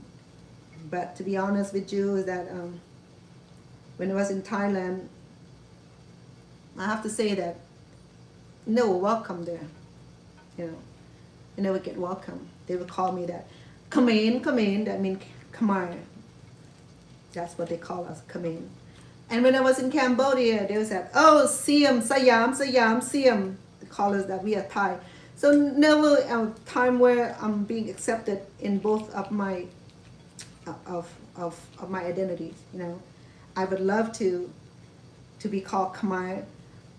I love to be called Thai, but I claim neither because I'm not accepted in neither culture. You know, I know that my grandparents from Thailand, there's no denying the fact that they are, you know. I mean, growing up speaking the language and cooking the food and the culture, so I cannot deny it. How could you deny anything that's true? How could you deny anything that was within your blood? You cannot deny that. But people can give you around and about and deny your accessibility, your right, your birthright. They can do that all day long, but then the reality, they cannot deny a person right and birthright. Okay. I'm now American citizen, so I don't give a shit anymore because now with the Thai denying my birthright or Cambodian denying my nationality, go right ahead. I can visit you, but I can never go back to a land that never welcomed me in the first place. You know, I cherish the memories, I share the language, I share the culture, but I don't know about going back there to live or to even, maybe, you know, if I feel like maybe I'll retire there one day. My sweetheart and I would just been talking about that. So just being mindful that the experience living in a country where they make you feel like you know belong. It's like deny accessibility. You know, it's better that I'm somewhere else that is more welcome here in America. But though here I have to fight for my belong here too. You know, I mean, when I first came here, it was not all acceptable. It was I have to go through certain length to be able to stand in front of you and tell you the experience. Okay, the transition experience was horrible because we weren't prepared. The U.S. government brought us here without preparation. You know, the language was not prepared, the cultural acceptance is not prepared. Nothing was prepared. I came here like, hello, you know, learn it. Learn as you go. And it was difficult. You know, it would have been nice if we have first-hand training and taught us a little bit about the culture, about the living situation, the language, and you know, the acceptance. Something, you know, beforehand. And just like they brought us here and here, give us 18 months of welfare check through the refugee settlement program, and after 18 months, and people have to get job, or finding job at the time was not, well, the only job that's available was picking cucumbers and working in the field. I remember that. And picking the cucumber in the field was like, it go by bucket, you know. Remember the farm, the Cambodian community, the Stockton community was farming community, so there's plenty of work for that. And so, yeah, that's what we did. We went to pick cucumbers. But it's not enough though, you know, I mean, you don't make enough by picking cucumber. But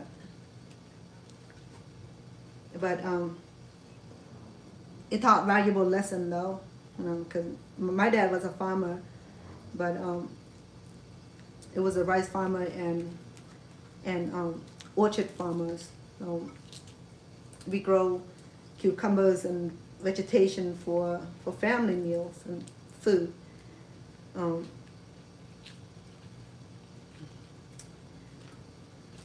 sorry, folks. Let me prepare another sheet of this because I have a whole bunch here of useless. Look at that.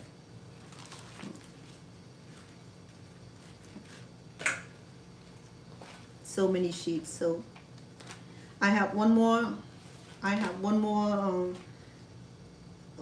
bag of this, but I have the full sheet one too, you know, I mean, I can try that and see if it works. But why I'm telling you this, the reason I'm sharing with you is that to be where I'm at today, I've gone through a whole bunch of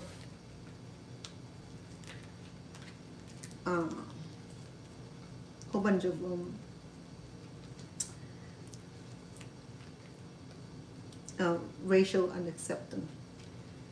I mean, it would be nice if they known about us and bringing us over here, and then it was welcoming and stuff like that. But what I learned about, I think Derek was the neighbor, the African neighbor that,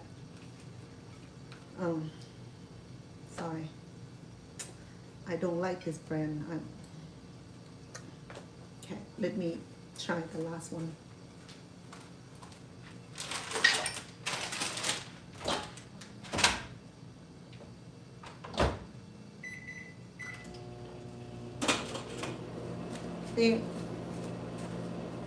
A lot of people being born here, they don't know how difficult it is to live in another country or coming from another country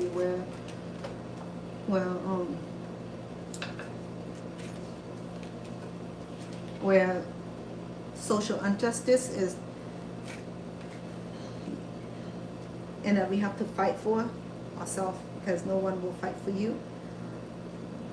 And that's what I did, you know. I mean, I was telling my sweetheart that um, I got so many fights in high school, and the last year of it, the dean put me on a um, on a warning list. This is when I already learned some language. I started, I was 17, freshman, and I didn't know. So I'm the oldest kid to graduate from high school. I didn't know, shoot, I thought everybody was same age, so I was cool with that. So when I learned later on that high school kid to start freshman when they're only 13 or 14 years old, I was 17 years old starting freshman. But like I mentioned earlier, you know, I appreciate Lincoln High School though. They did such an admirable job keeping me in the school.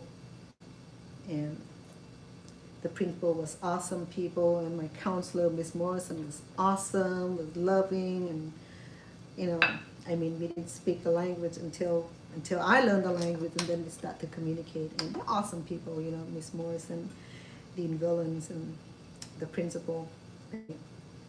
Such amazing people.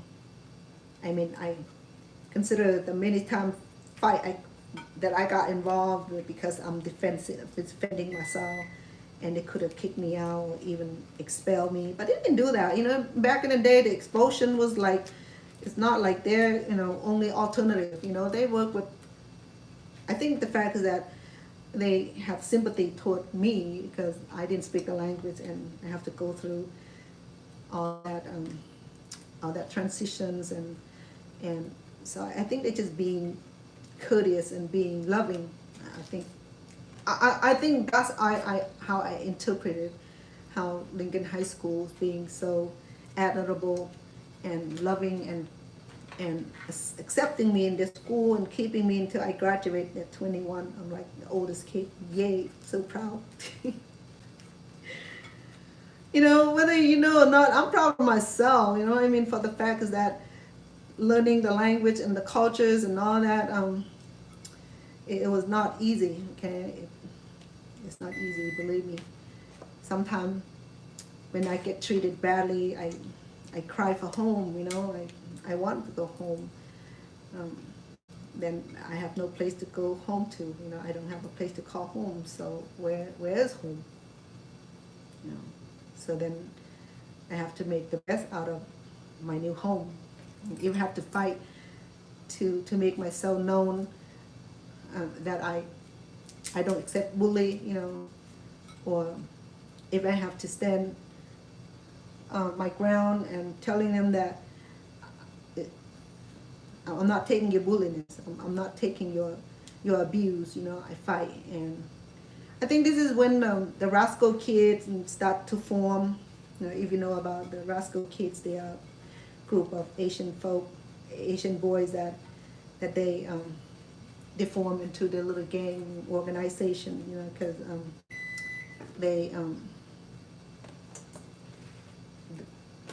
they just couldn't take the abuse like me, you know. They just no longer take the abuse, so everybody stood up and defends themselves, you know. But then it turned out ugly because rascal gangs, you know, kids, they have to face with the Nathaniel, the Blood, and the Crips, and the same thing, you know. I mean, this organization here, they formed to create the organization to protect themselves from abuse societies, you know. But then sometimes they don't understand the meaning of it, so people think that gang is just bad gang, but then because people perceive them as a bad gang, so they went out and did something crazy. They robbed, they did things, you know, they initiate, they be doing too much, you know. I mean, too much that was harmful and good, you know. The same thing for Rascal Kids. You have a bunch of Asian kids that turn themselves into Rascal Kids, and I don't know what else the name of them now. The Rascal Kid was pretty, like, well organized group of kids that's like have the right passage to be their own defender. I was in the gang, but I work in the system where I provide counselings and support in the community where any of these kids got arrested, and they would get sent to the conversion program where I provide the counseling and working with them, working with the court to help turn these kids' life around. If they don't, you know the consequences. They be shot or be killed, and all kind of crazy stuff happen to them too. But now all the rascal kids and other gangs, the Crip and the Blood and whatever they call themselves, most of them are now grandfather,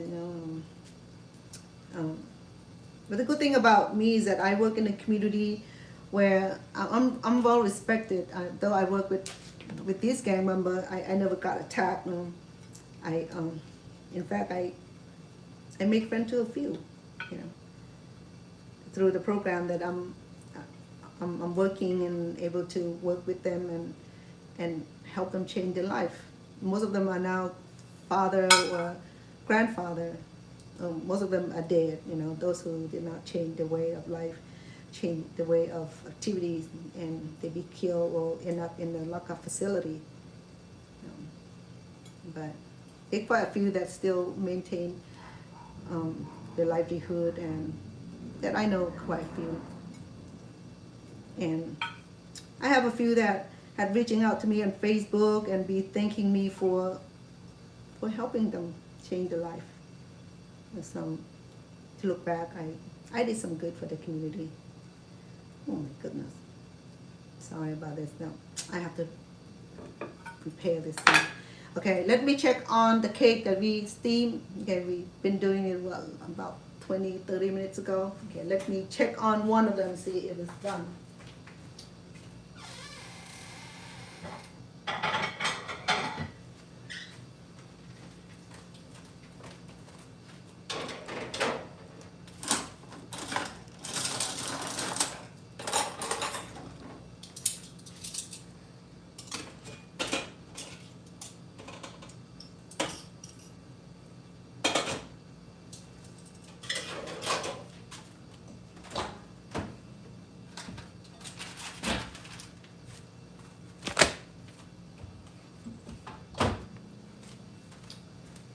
I'm not too happy about the wrapping process today because the wrap itself is it's not cool. Okay, so here's the cake that we wrapped earlier. It does not stick to the banana leaves, and see that, right? Because the amount of creams and the milk and the coconut cream in there, it does not stick, see? No. So this is good. So I think this is done. Let me sample it. The banana looks good. It turned pinkish, which it should be.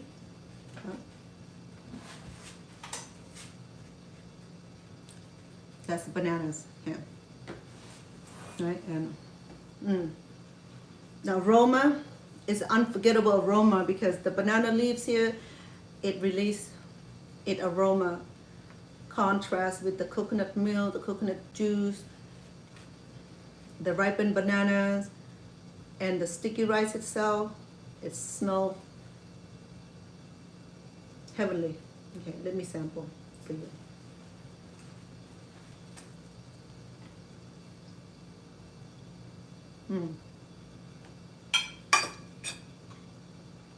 It's so good. Damaged kisses. Oh, well, thank you so much. I appreciate you being on here. I'm excited to have you back also. It is delicious, okay? It's not thing like chocolate, okay? This is the chocolate never happened in Cambodia. We don't have chocolate product in the day where I was growing up. Now they do. They have coconut. I mean, they have chocolate product imported, and they have all kind of American snack now. Okay, so in the day where I was growing up, there was no chocolate. Okay, so I barely discovered chocolate when I came to America. Mm. I discovered other thing too, besides chocolate. Mm. Mm. This is done just right. It just perfect. It's so tender. The banana cooked right.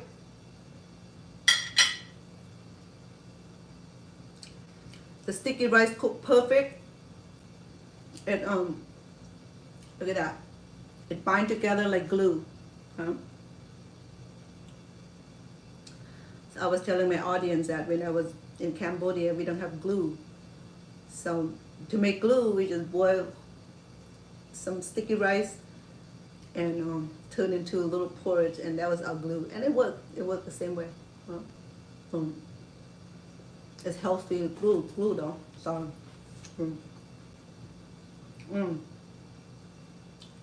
the shredded coconut tastes amazing. See that? Oh.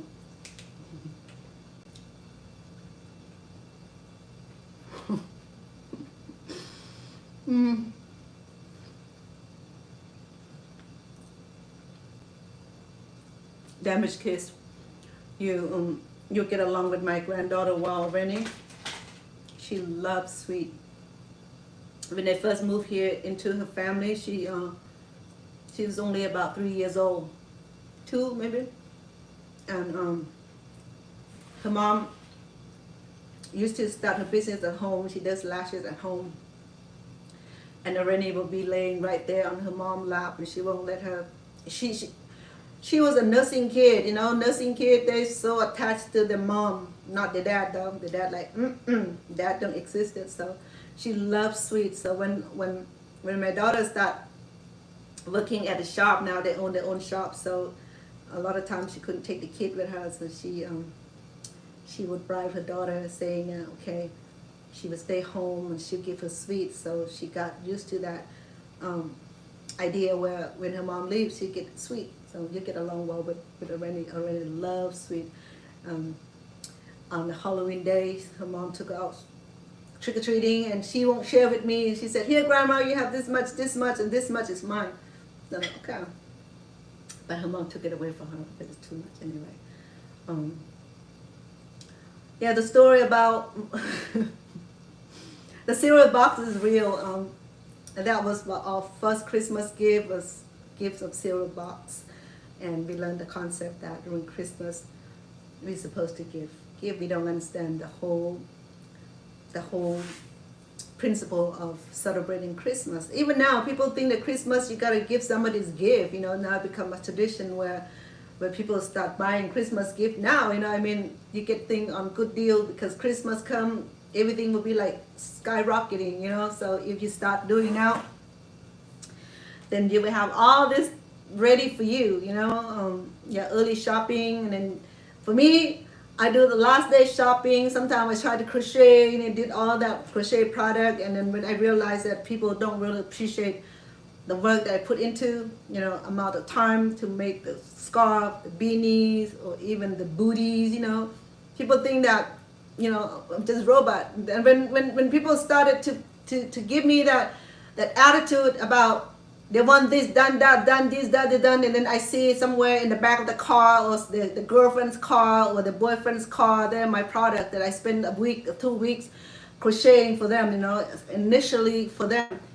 And they didn't appreciate it, so they just give to someone else. Isn't that sad, you know, because how often do you get people appreciate you enough to create something out of your own skill and your own time, your own money, and thoughtfulness. And then they went and say, they wanted Chanel, they wanted Burberry, whatever it is, they want brand name, you know, they want Louis Vuitton. You think Louis Vuitton are made out of human hand? They use machine, probably make in China. All this is in America. So then I learned that, you know, all these, they don't appreciate, I don't give them no more. They don't. It is good, thank you. Thank you, damaged kids. It's good, thank you.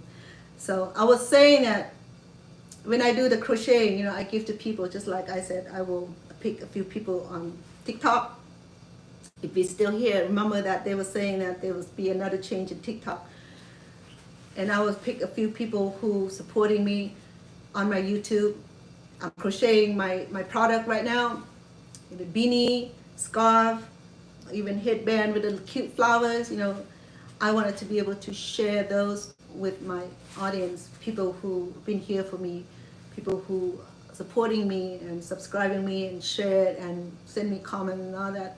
I know who I have in mind already on TikTok also. So I will pick a few. Right now I'm crocheting, so by Christmas I will have a few that I will give away to Roy fan, the follower, people that appreciate my cooking, people that are here being their best behavior. And I'm watching right now who would be those people that I already have in mind. Okay, so I'm not bribing anybody. I'm just saying that I appreciate your support, all of you. I appreciate all of you, but I cannot be giving everybody, you know, I don't have the capacity yet, even just make 4, 5, or 10 scarves. That would take me days and weeks, you know, even months. So if I start now, by Christmas, I'll probably have a few done. So therefore, I will be able to pick names, do lottery names, and then whoever be the lucky person to receive my token of my appreciation, and then you will receive that, and I hope you appreciate it, you know.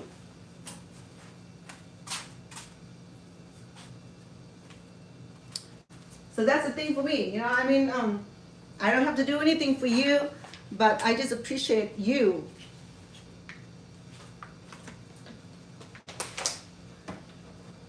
For your support, because your support made a big difference in the growth in my YouTube. Damaged Kissy, my stepmother and her family are big on tradition.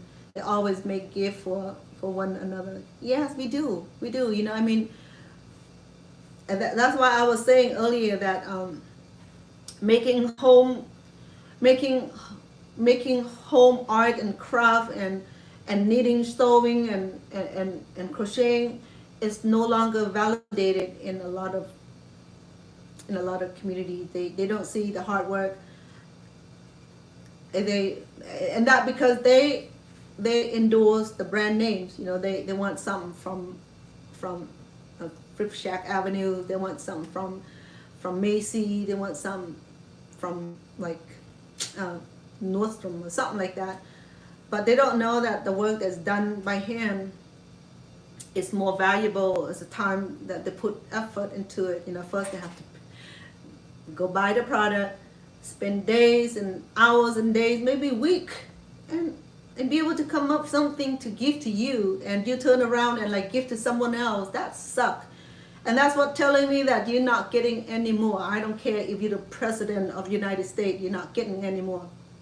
I learned my value. You don't value my value, and I don't value my gift to you. Now I just give you $20 here. Go buy yourself, you know, something within that budget, right? Because homemade thing is look cheap for some people, but people who value other people value will know the values.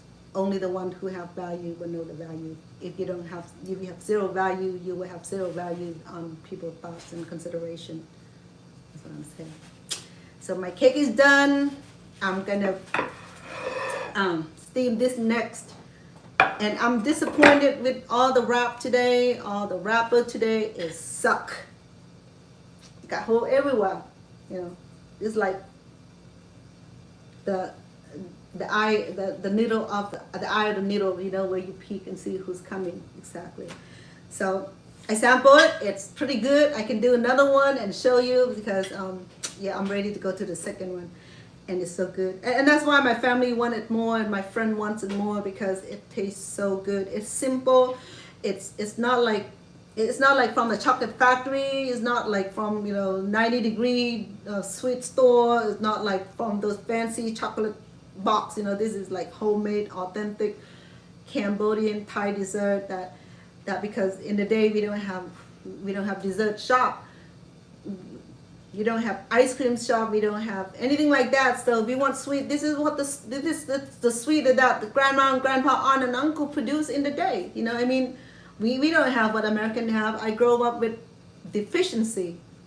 You want something sweet, then go to grandma's house and have your grandma make for you. There's no ice cream shop anywhere to be found. In fact, like having a block of ice is like having a diamond ring, you know, because that's how scarcity things are in Cambodia in the day. Growing up in 1960, in the day, you know, during the Vietnam War, Cambodian barely have anything fancy, especially if you live in the village, you don't have nothing and your parents don't give nothing to you. And I grew up knowing nothing. I don't know, can't go to school because I'm a woman. They don't allow women to go to school. Certain family don't allow women to go to school. They believe that educate women will be like educating the snake, if you know what I mean, because snake bite. Certain venomous snake will bite you if they learn enough how to bite, right? If learn enough how to use their venoms, then they will cast the venom on some. Same thing, Cambodian does not believe, well, some old folk believe that educating young women was like disastrous. They believe in arranged marriage. So a woman's supposed to be arranged marriage. She's supposed to marry to whoever the parent picked for. So learn that.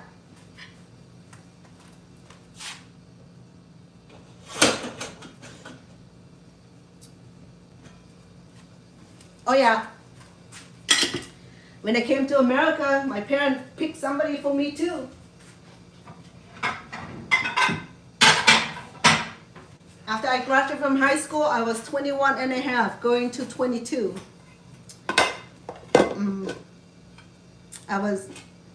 I attended college, like the first couple of semesters of my adulthood, and I came home one day. My mom told me that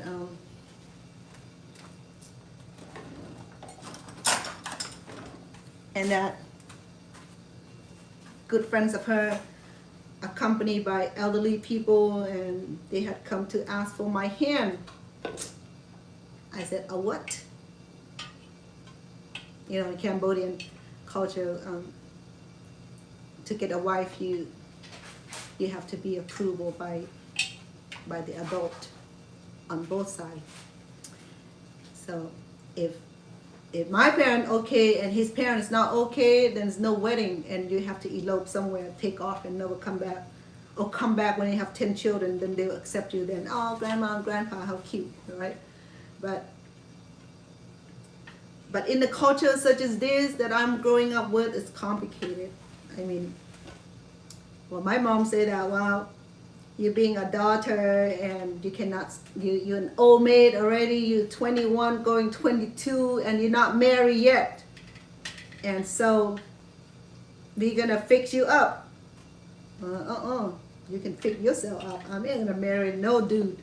Who was it, Mom? So I said, well, it was a family friend. So I know who it was. That, nope, I'm not marrying him. Oh, this one came off, I'll fix that. So by not marrying him, he went and asked my friend, my good friend, for a hand, and she married him. Oops, excuse me. She did. They're still together now. They own donut shop in Visalia. In Visalia is a small city on, I think, southeast of Fresno. And they have 2 kids together, I think. Well, I'm glad I didn't marry the guy. Sorry.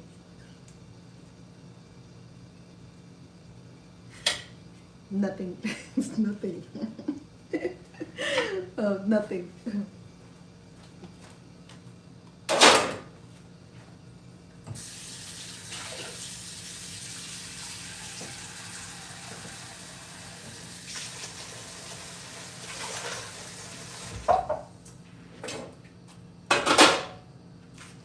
Yeah, nothing. I'm glad I didn't marry the guy. That's all I'm gonna say.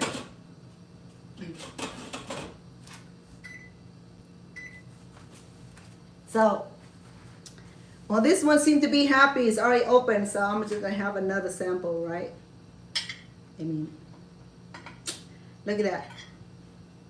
It come out nicely. It move around freely because we have enough coconut milk in that to do that. Okay, and if it's not, it'd be sticky. So when you have enough coconut milk or coconut cream, when the cake move freely, and even the cake move freely, but it's very, very sticky together. It stick together. Right? So, I love the fact is that when I crochet, I can't talk and crochet at the same time because I have to do the counting. But when I'm cooking, I can talk and making dessert or cooking at the same time because it does not need the concentration. But everything is already like pre-mixing. Now I just need to wrap it. Only if my wrapper work, but if my wrapper don't work, then I'm stuck.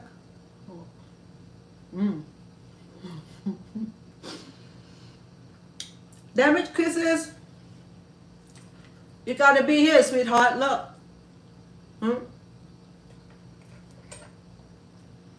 You gotta be here to sample Chef Bonner cooking, girl. If you like spicy food, I'll make sure you cry. Because I'll put so many pepper in there, you're gonna be flying like birds. Get me down.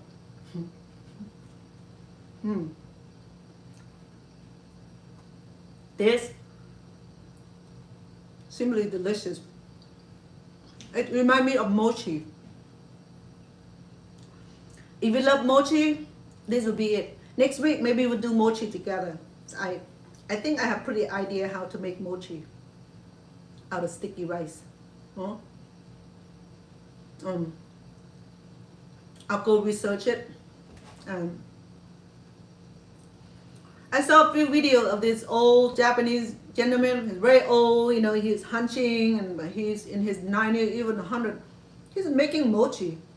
The way he make his is that same thing.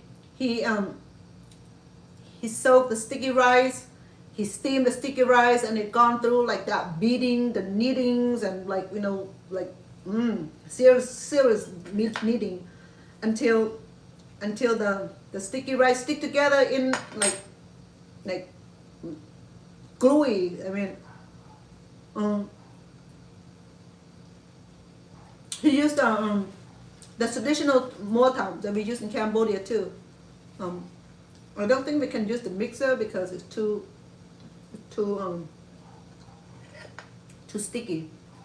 Because I have mixer back there, but it's good for baking and stuff like that too. But I don't think it's good for mixing the I don't think it tolerates the mochi. I think we're gonna do it by hand, right? If we don't make a lot, maybe we'll make about 10-20 mochi to start, because I haven't done that, so it's something that I want to do. Maybe we do mochi next time. We'll do ube. We do ube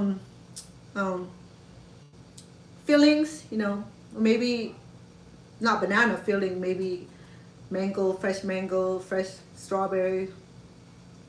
Maybe we do chocolate. Maybe we do different fillings. Yeah. No. I don't think mochi will be hard to make. I never tried before, but I'm pretty sure that it's gonna work. If it does that, you know me, I will do it until it works. Anyway, so it is good.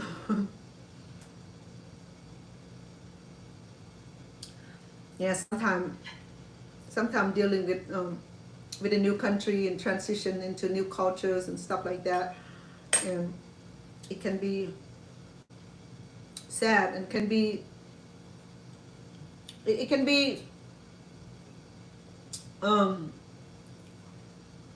be bad too, because moving from one country to the next, especially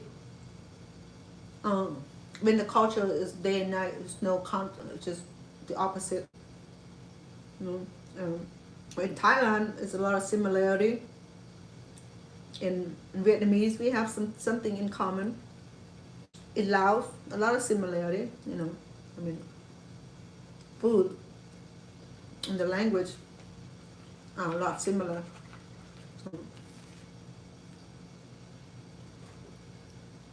So yeah, here we go.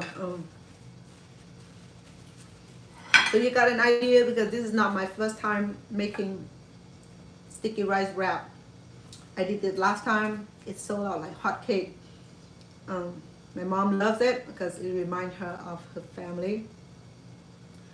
I believe that when her mom used to make this for her grandparents used to make for her. I grew up in time when both of my great grandparents were still alive. They were in their 90s when already, and my grandparents was in their 40s, because even 50 in fact. And my mom and I, we are 21 years apart. My mom had me when she was 21, so she's 84 now. Yeah. So,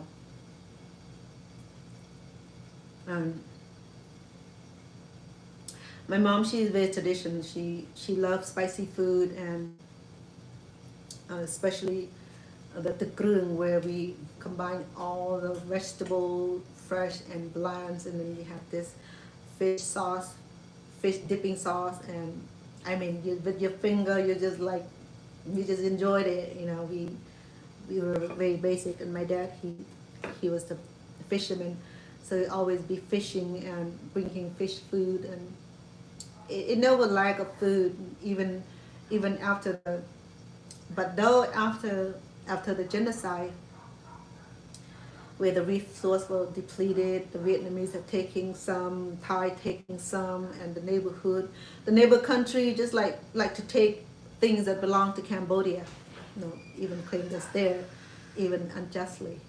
Okay. So anyway, I think the kids are coming home. Not sure. I hear the door. So, but the ideas of my making cake today is come to conclusion, and the cake look amazing. It's tastes amazing. It stay intact. Okay. So, how do you sample this? How do you get to eat this?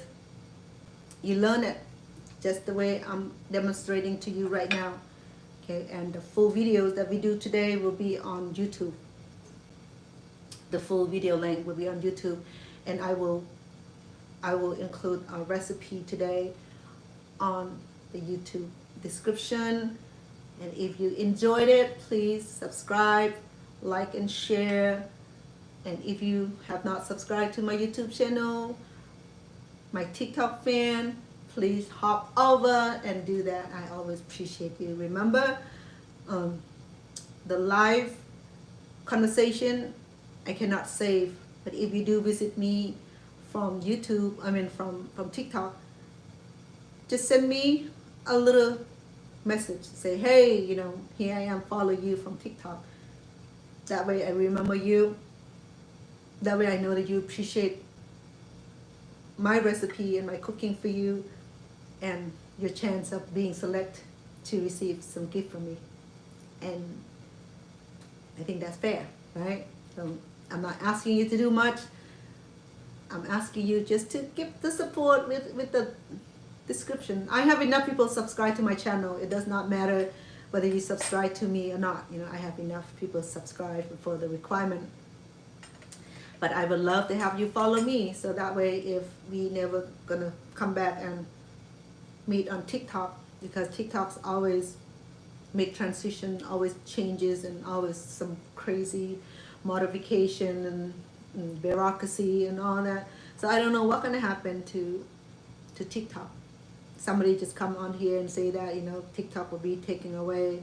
It will know it's gonna be new owner, thing will change, stuff like that. So I don't even know if I'm gonna be on TikTok after all these, probably in September or so. So the best chance is that we continue to support each other. If you are the content creators, and give a shout out, I support. I do that. I subscribe back to people who on my channel, on my TikTok, on my YouTube also. I give the same support, same common decency. You support me, I support you. If you need help of something, you need it one-on-one tutoring, let me know. I mean, we always can communicate.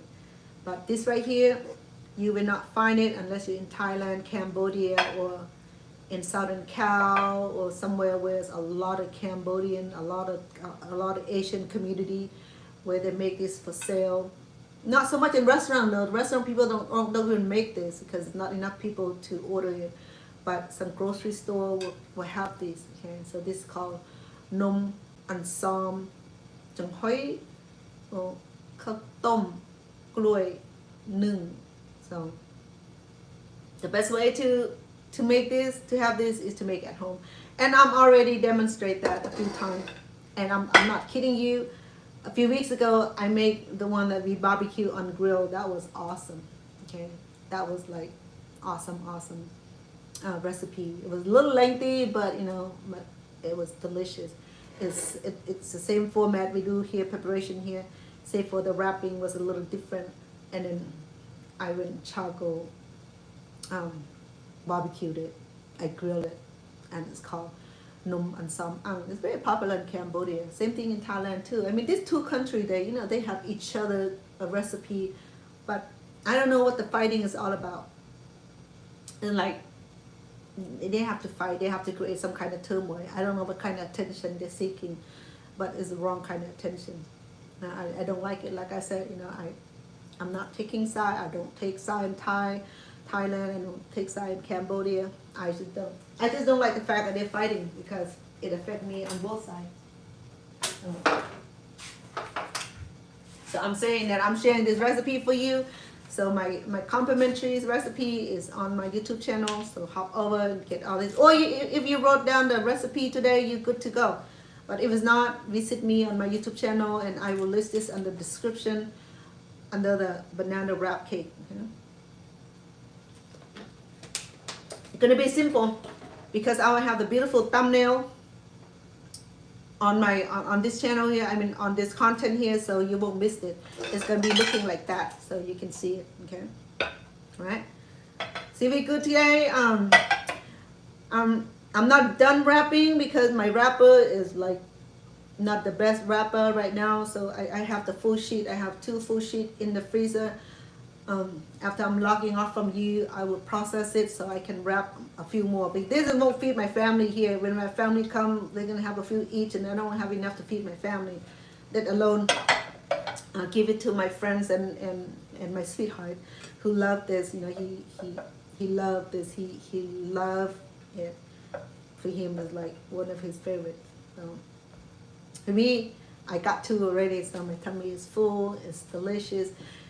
The creaminess, the coconut oil is like infused in with that sweetness of bananas and a tinge of coconut cream, a tinge of the shredded coconut.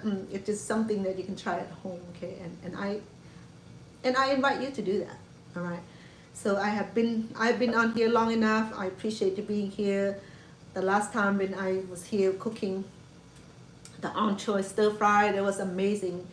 You guys were all here watching and give me all that support. I love that about you guys. You're so amazing people, and with that, it encouraged me to bring you even more amazing exotic cooking like I do today. This I consider exotic cooking because not a lot of Cambodian, especially the young Cambodian, they do not make this, okay?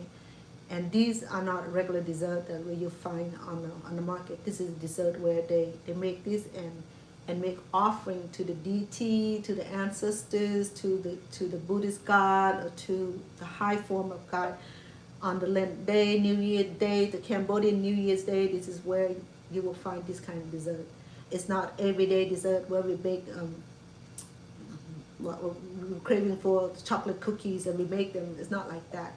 So, but I'm making this as a way to give love to my family because we're not in Southern Cal. We can just buy this from the food market stall.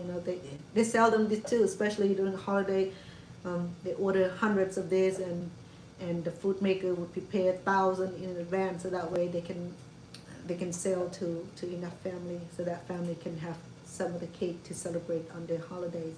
So now that I did that during New Year, I make a whole bunch of this and take it to the temple, and people make a lot of nice compliments. Wow, this is amazing cake, so they said, I see that you're very proficient in making your cake, the way it was full, the way it was steamed, the way I prepare the sticky rice and the banana was perfect combination. All right. So there you go. I give you these to your kitchen. It's up to you now. You want to give a try, you have to go shop for the banana leaves.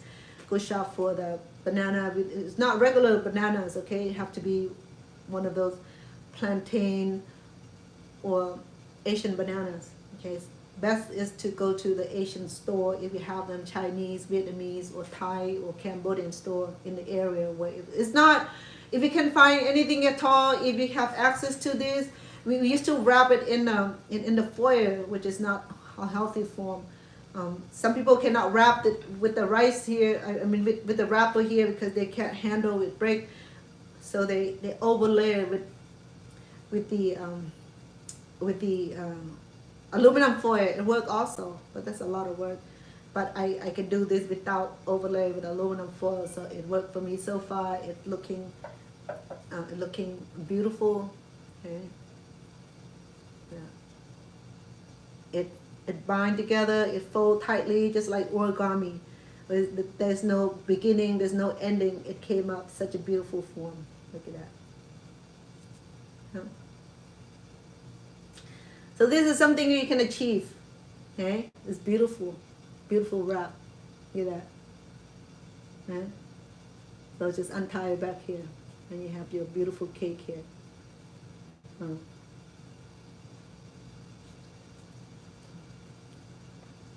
Right? So like I said, you watch me a few times.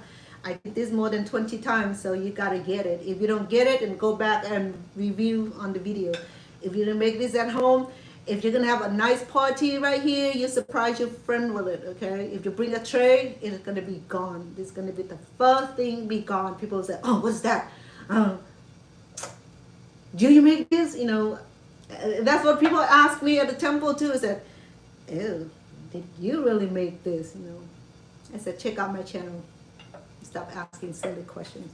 That sound like you're jealous, So I asked, do you know how to make this? No. Well, then I do.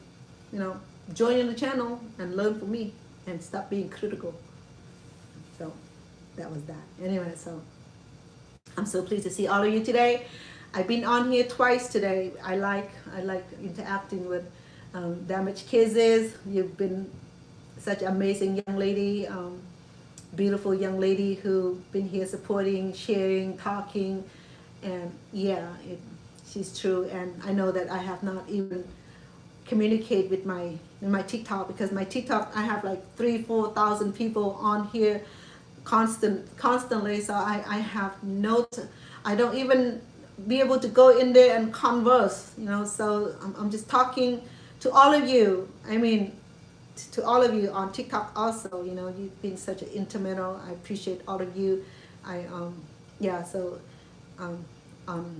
YouTube it's a little different. I only have a few people on there and they interact, and I'm able to converse with them. But on TikTok, I have people who visiting me like every 1,000 every minute, so it's hard for me to even hi, bye. People like like robot just move forward. But on my YouTube, they terrific people have simple conversation, all right? But most of all, I appreciate all of you. YouTube, thank you so much for your support and being here and beautiful conversation.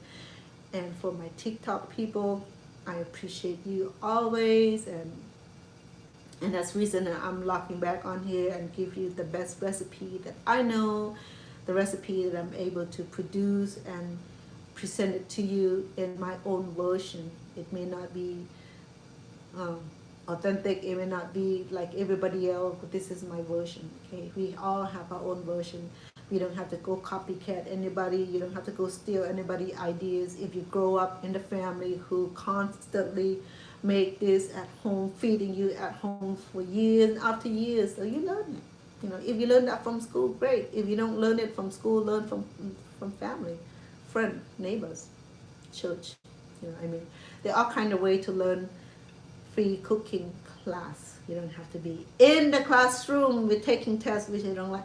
Just be around people. If you get invited to the family, go early and help them get in the kitchen. That's what I do. When people invite me to their home, I want to go early. I want to go in the kitchen and watch them cook. And that's the best way to learn how to cook, is to be there watching aunt, uncle, people who like cooking. Learn it from them. If you go to class and you pay for it, unless it's offered free cooking class, nothing is free in America. You have to pay for it unless you're in European country where education is free, where the college education is free, but not in America. It's not free. But my YouTube teaching right here is free, so that's why you need to thank you, Chef Anna, for having a free cooking class. I consider this a cooking class because I'm demonstrating my cooking to you, so you are my audience. I don't consider myself teacher, but Cambodian people call me teacher. They call me Lo Kru. I'm like, what the? Lo Kru means teacher. Kun Kru is in Thai. So I've been called teacher. I'm like, oh, I never thought about that, and I never considered myself a teacher. I'm just a YouTube creator. I just bring content, cooking content. Now I'm being called teacher. I'm like, I'm like my status raised up 2 bars, from a YouTube creator to a teacher. Like, yay, way to go, chef. So the reason I do this, I want to preserve the culture. Not just about producing this authentic, amazing recipe, the way it wrapped, the way it prepared, tamale. This is like making tamale. I have not made tamale yet because I have to figure out the rice flour tamale, because I cannot eat corn, so I have to find some rice recipe or flour recipe, so that way, because I'm allergic to corn, that's why I never make my tamale, because a lot of tamale is made from corn. So I probably have to find who have the best rice tamales, and then I will cook tamale. In fact, I might wrap it in this banana sheet, because a lot of time tamale is wrapped in the corn husk. Am I correct? So maybe that's what we should do next time. Okay, so I like exploring cultural food. I don't just cook Thai, Cambodian, Lao, Vietnamese, Chinese. I like to go about beyond whatever I desire. I cook, because it's such a good experience to share. And I create legacy for my family, for my grandchildren also. You see that I involve them, though I scold them. So, sometimes I send them upstairs because I can't, it's just too much distraction. I just send them upstairs so they can chill, But most of the time, I love involving my grandchildren and their family into my kitchen. And today my mom was peeling the garlic earlier because my daughter had bought a whole bunch of lemongrass from California, and then I will dice, and I'll make the hot sauce, not hot sauce, the hot paste for the cooking that I need. That will last the whole year. When I need for my cooking show, I just go into the freezer and bring it out and produce a meal for you, or a meal to demonstrate to you. And then if you like it enough, you want that spicy food, like Damaged Kisses, she said, what's spicy to you? You like the Mexican food, Asian food, or what kind of food? Yeah. All right, so maybe next week, Damaged Kisses, we'll do mochi together. I'll find something relatively easy. We'll find ripened, but would be good. I think for the mochi, I think that ube, the purple yam would be pretty also. And then ripened mangoes. I have tried ripened mangoes because my daughter went to the mochi shop, and she bought me some ripened mangoes mochi. Feeling was very, very well. It was likable. Maybe that's what we do. I have to go get me some some mangoes and ripen it, and once it's ready to go, and then we'll make mochi together. I promise that I will find something that's very easy to follow, something that you can do at home if you want to try it, okay? Because I simplify all my cooking, okay? Make it simple, make it learnable. Though it look complicated, but through practicing it. So I have been doing this over and over time, okay? I've been doing this a few times already, so if you follow me, you should already got that concept. Oh, excuse me, let me charge my iPad before it die on me.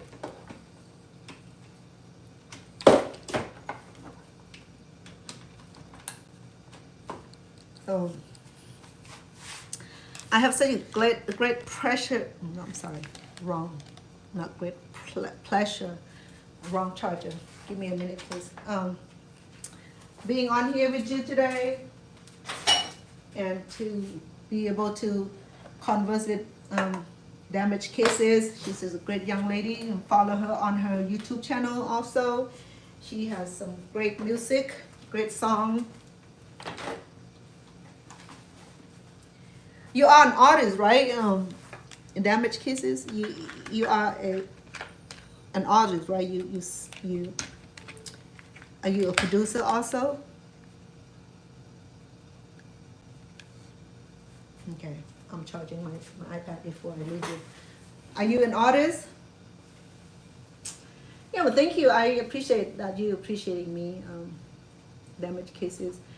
Oh yeah, yeah. TikTok is a little different than YouTube. You know, a lot of people can influx of people. Sometimes I get 4,000 or 5,000 people on TikTok in a couple hours. Just that they're just coming through, you know, in and out, in and out, in and out like that. So some of them want to come online with you and invite you. Some of them are just a game changer. You know, they just want to exchange for the point, stuff like that. They want to be involved. They want to be part of your show, stuff like that. I don't understand a lot about TikTok yet, so I'm still learning. But on YouTube, I'm still learning, catching also. I just stopped doing live show because I like the fact that I don't have to do editing. And whatever is being recorded, it's being recorded. If my mom here yelling at the great-grandkid, then the great-grandkid, then you hear it also.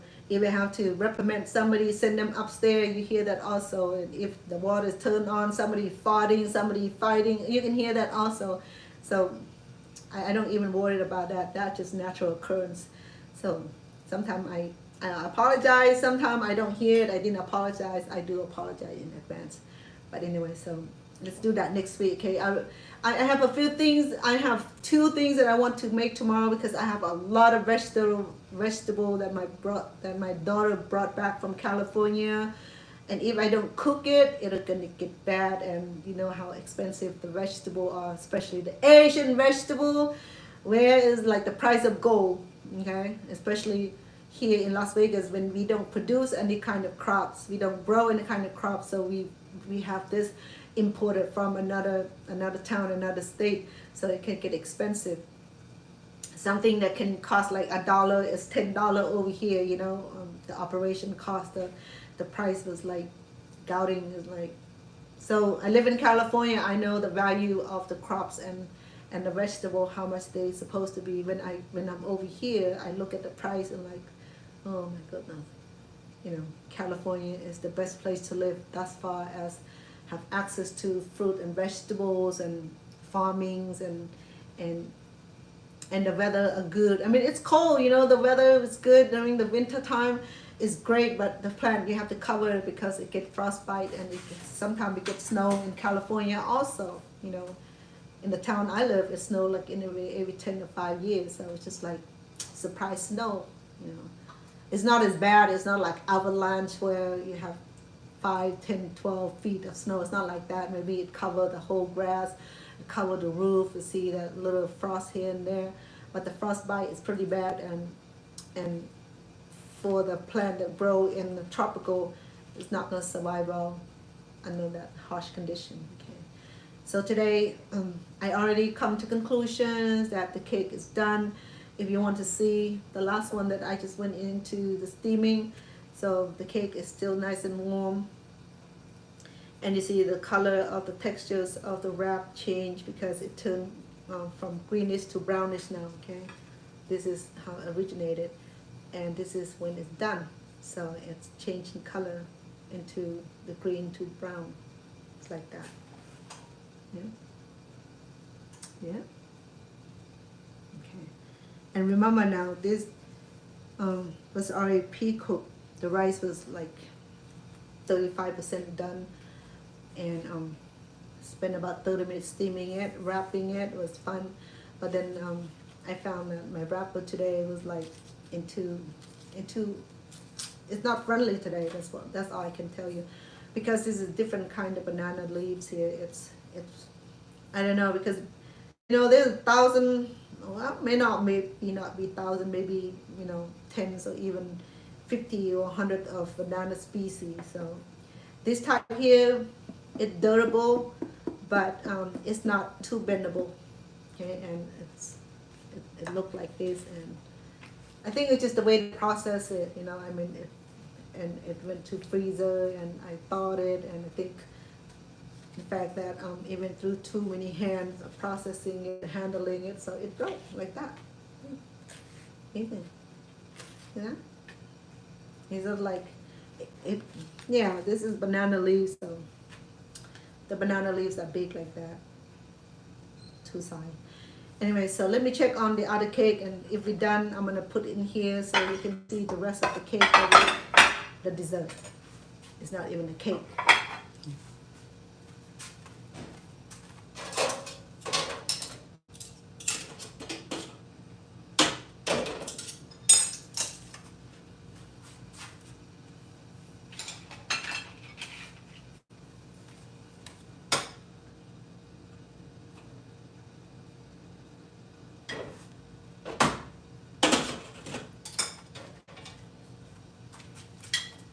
Okay, let me sample this one.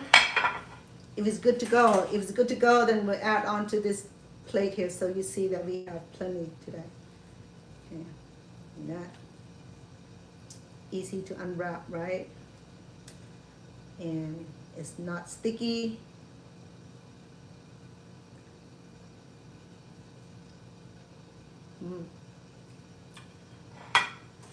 Good out.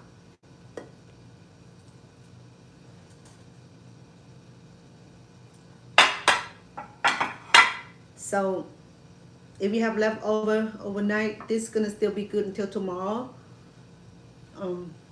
It won't change the texture of it, okay? But after 2 days, you might want to, if you still have it, you might want to move into the fridge, and then you can re-steam this, or you can microwave it for about 30 seconds, because the wrap won't hurt it, because the wrap will insulate and protect the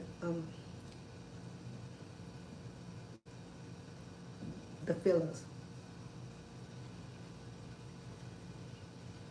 Again, this is my third one. For those who just joined us, so this is the sticky rice dessert wrapped in a banana sheet, banana leaf. You have banana fillings, and it tastes incredible. This is considered dessert and snack. So this cake here, I make especially for New Year's, Lent Day, Buddhist celebration day, birthday, wedding, or funeral.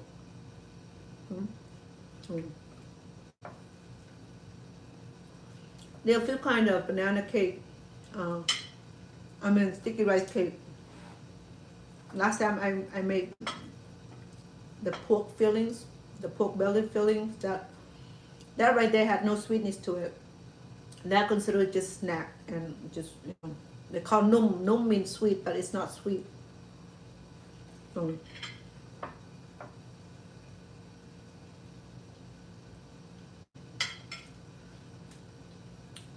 That soft sweetness is not sweet. Okay, I use about half of of cup of sugars, which is have a very mild of sweetness, but it infused with coconut milk and coconut cream, and then the coconut, shredded coconut. It's just amazing because we have 3 kinds of coconut: the coconut milk, the coconut cream powder, and shredded coconut. So this tastes amazing. See, it didn't stick to my hand at all. So, all right. I have a lot of cake to go. I probably just make a quarter worth of it because I'm out of wrapper.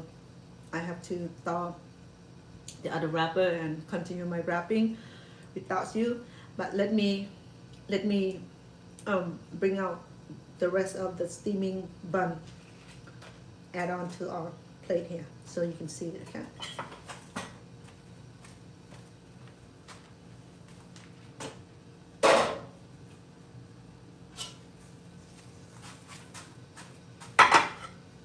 There you go. I know, I have one of the cute steamer. The steamer.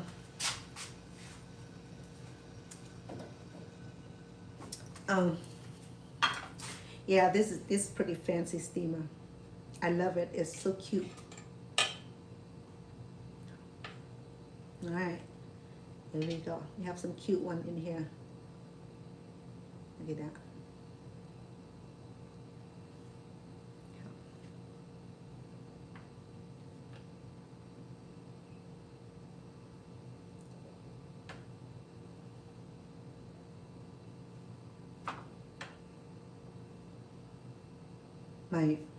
My grandchildren from East Coast, they swear that they want some when I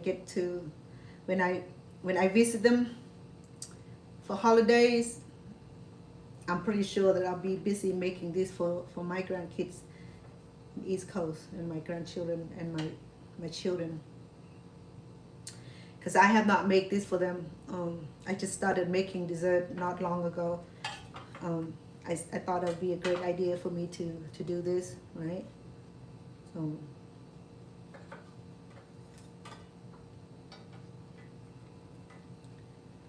okay, here we go. Let me put the rest in there. It's not a lot, just a few in here. I'm gonna steam the rest, and then I have to figure out whether I want to wrap the rest today or tomorrow. That depends on the leaves. If I need to go get some more wrapper, I would. But I still have wrappers in the fridge, but that's like a full length. So I have to cut it down like the one we're doing now.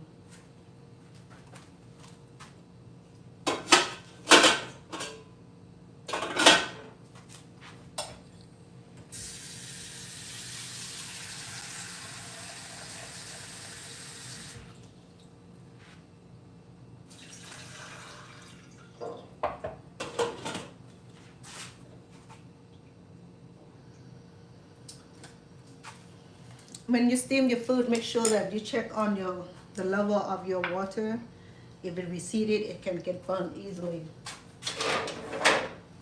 So what I did just now, I just went and add about 3 more cups of water in there, or even 1 pint. Okay, so here we go. We have plenty for the family right now, but I have quite a few to go. I want to do that so that my family will have leftover, and will have some for my sweetheart also. I know that he would want some.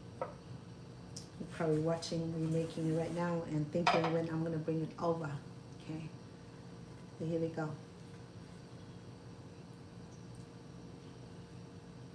This will make someone happy because it's such amazing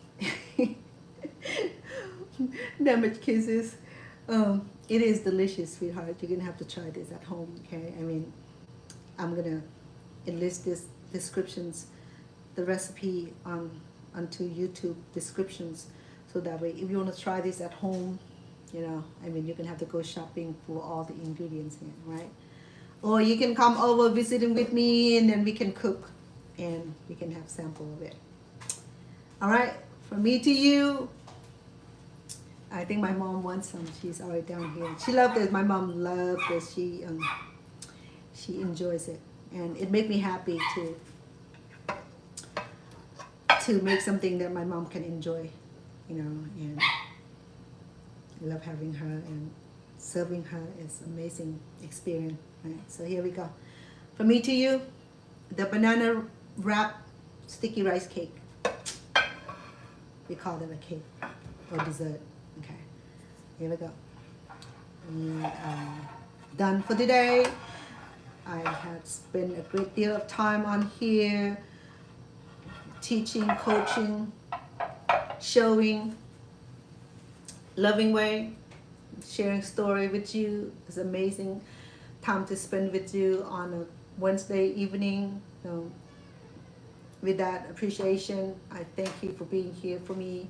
Appreciate you for subscribing. It's good to see you again the second time. Damaged Kisses, you the best audience. Love that about you, and thank you for conversing and sharing and appreciation. I love that about you. You're such an open mind person. I appreciate that. And for my TikTok, though I didn't go on there and read your comment, but I appreciate all of it, all of you. Thank you so much for being here. I would put a closure now, and hopefully to come back tomorrow. I still have the crochet project that I need to finish. I need to finish my boo-boo, you know. It's going to be a long hour to do that.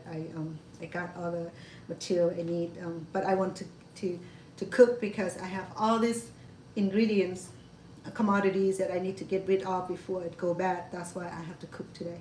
And the crocheting is not going to go bad because it had no limit warranty, but our food product does, you know. And these will be good. Once it left over, I can freeze this and re-steam it. It'll be as good. Okay. And until I see you again soon, hopefully tomorrow. And Damaged Kisses, thank you, sweetheart, for being here for me. Appreciate you. And for now, until I see you next time. Sawadee ka.